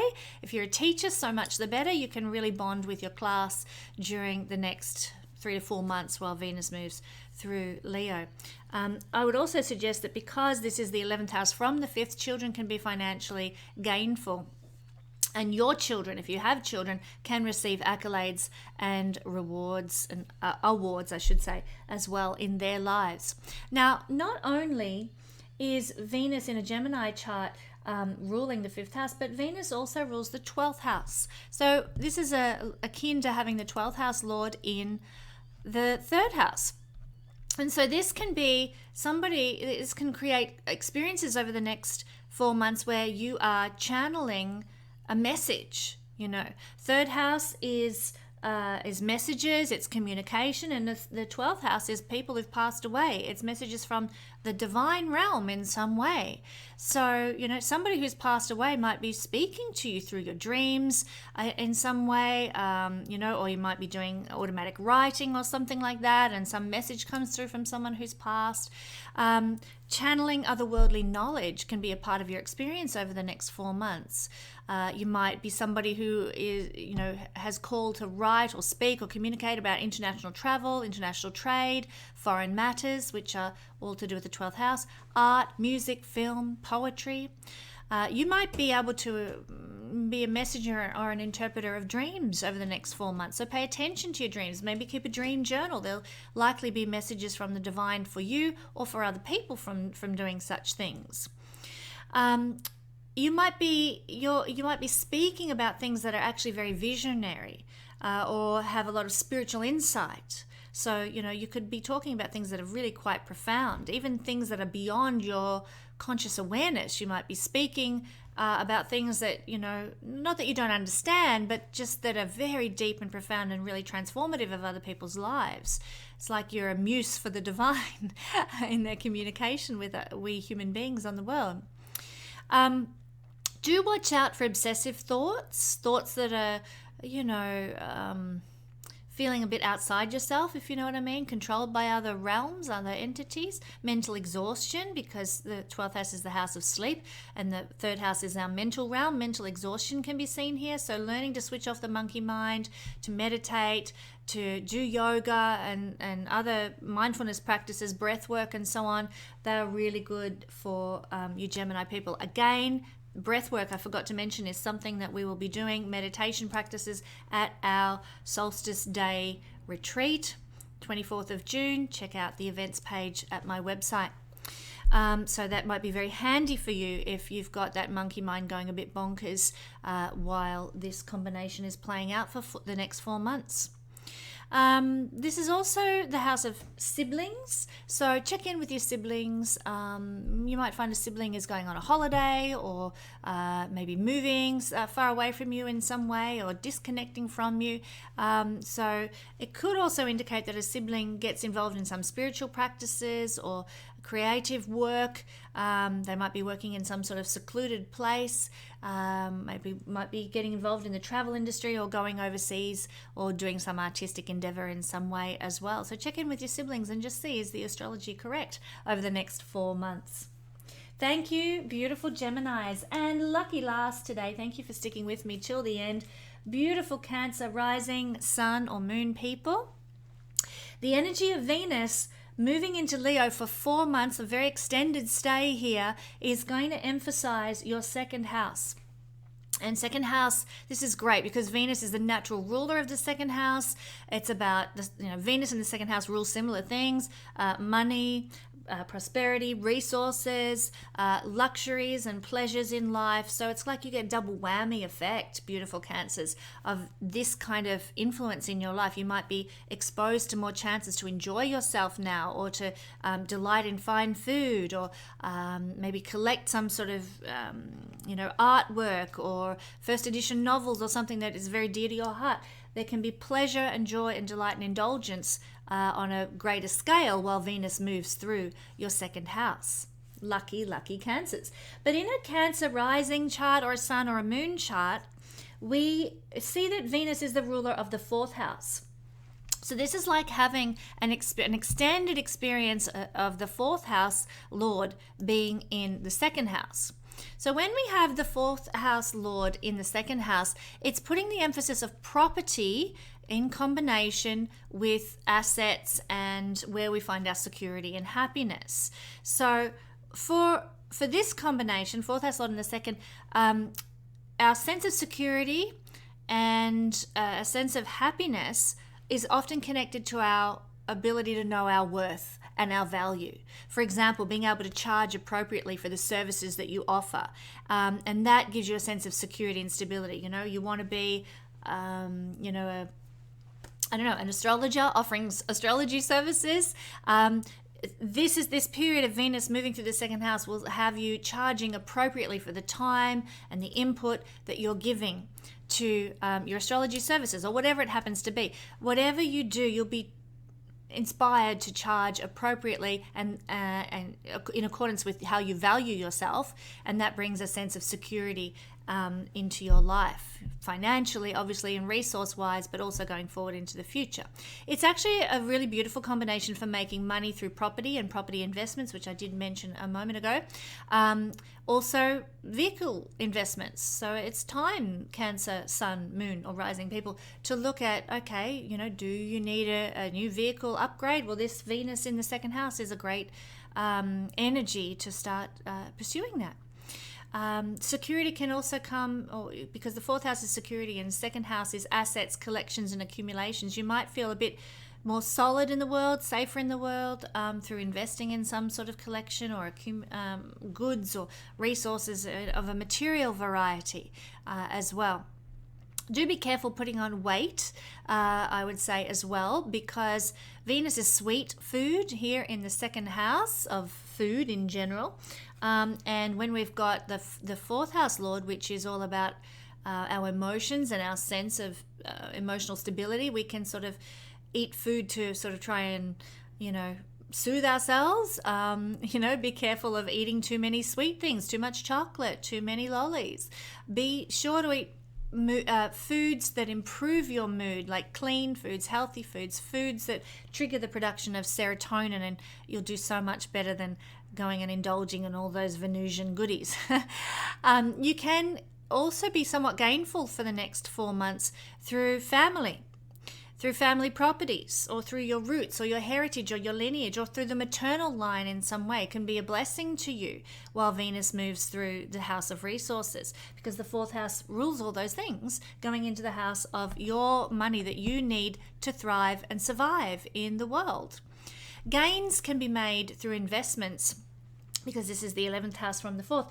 Gains can be made through investments in 4th house things like minerals, rocks, marine environments, and agriculture, real estate, property.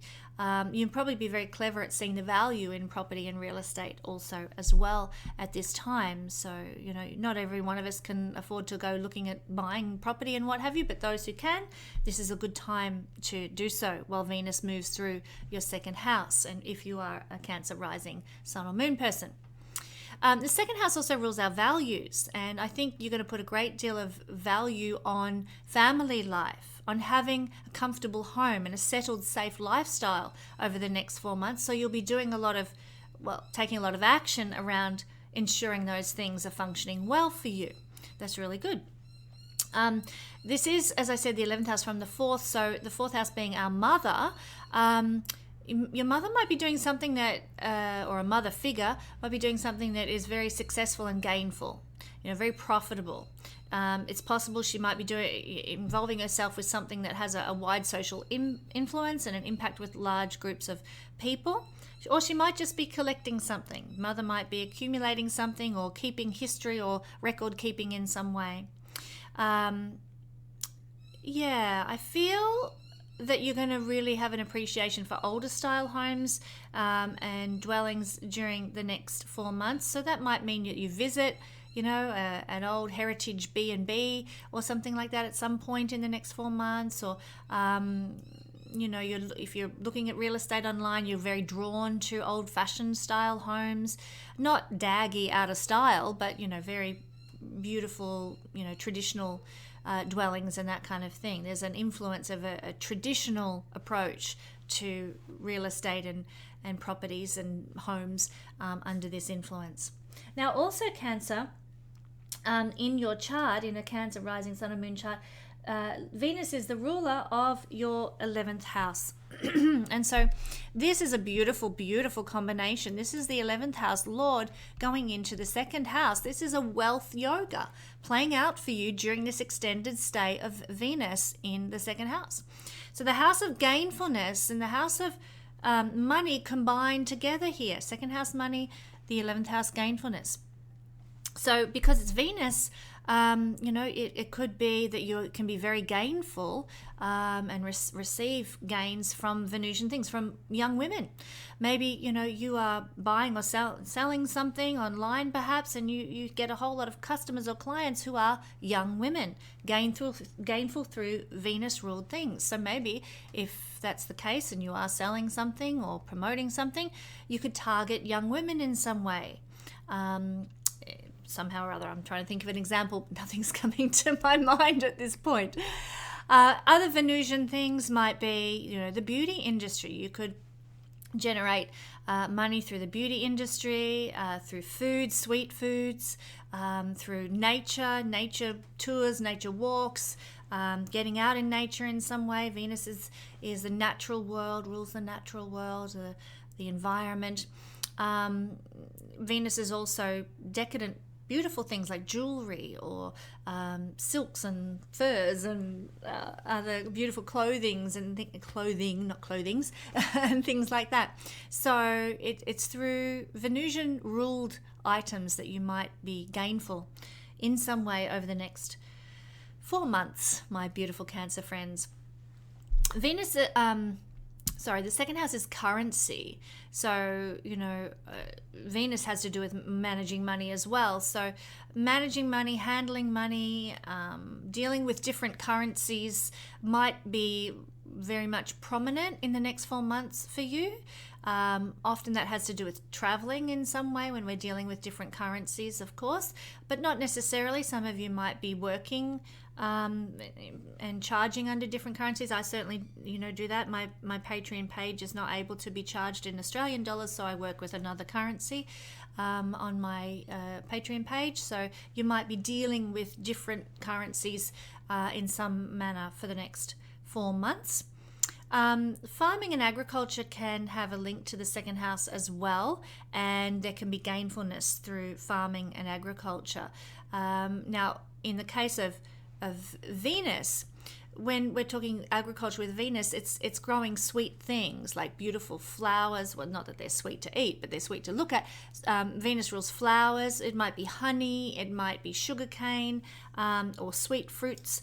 That sort of thing can be gainful for you, because the second house is farming, and one of the houses are farming and agriculture, and the 11th house is gainfulness, and Venus rules those kinds of products. So if you're looking to, utilize a bit of property and land to make a bit of money on the side or something like that, you might be making jams, sell it at the local market, something sweet, something pretty, something beautiful, that you can, sort of utilize to make money for yourself as a side hobby, or perhaps a future money spinner of a long-term variety.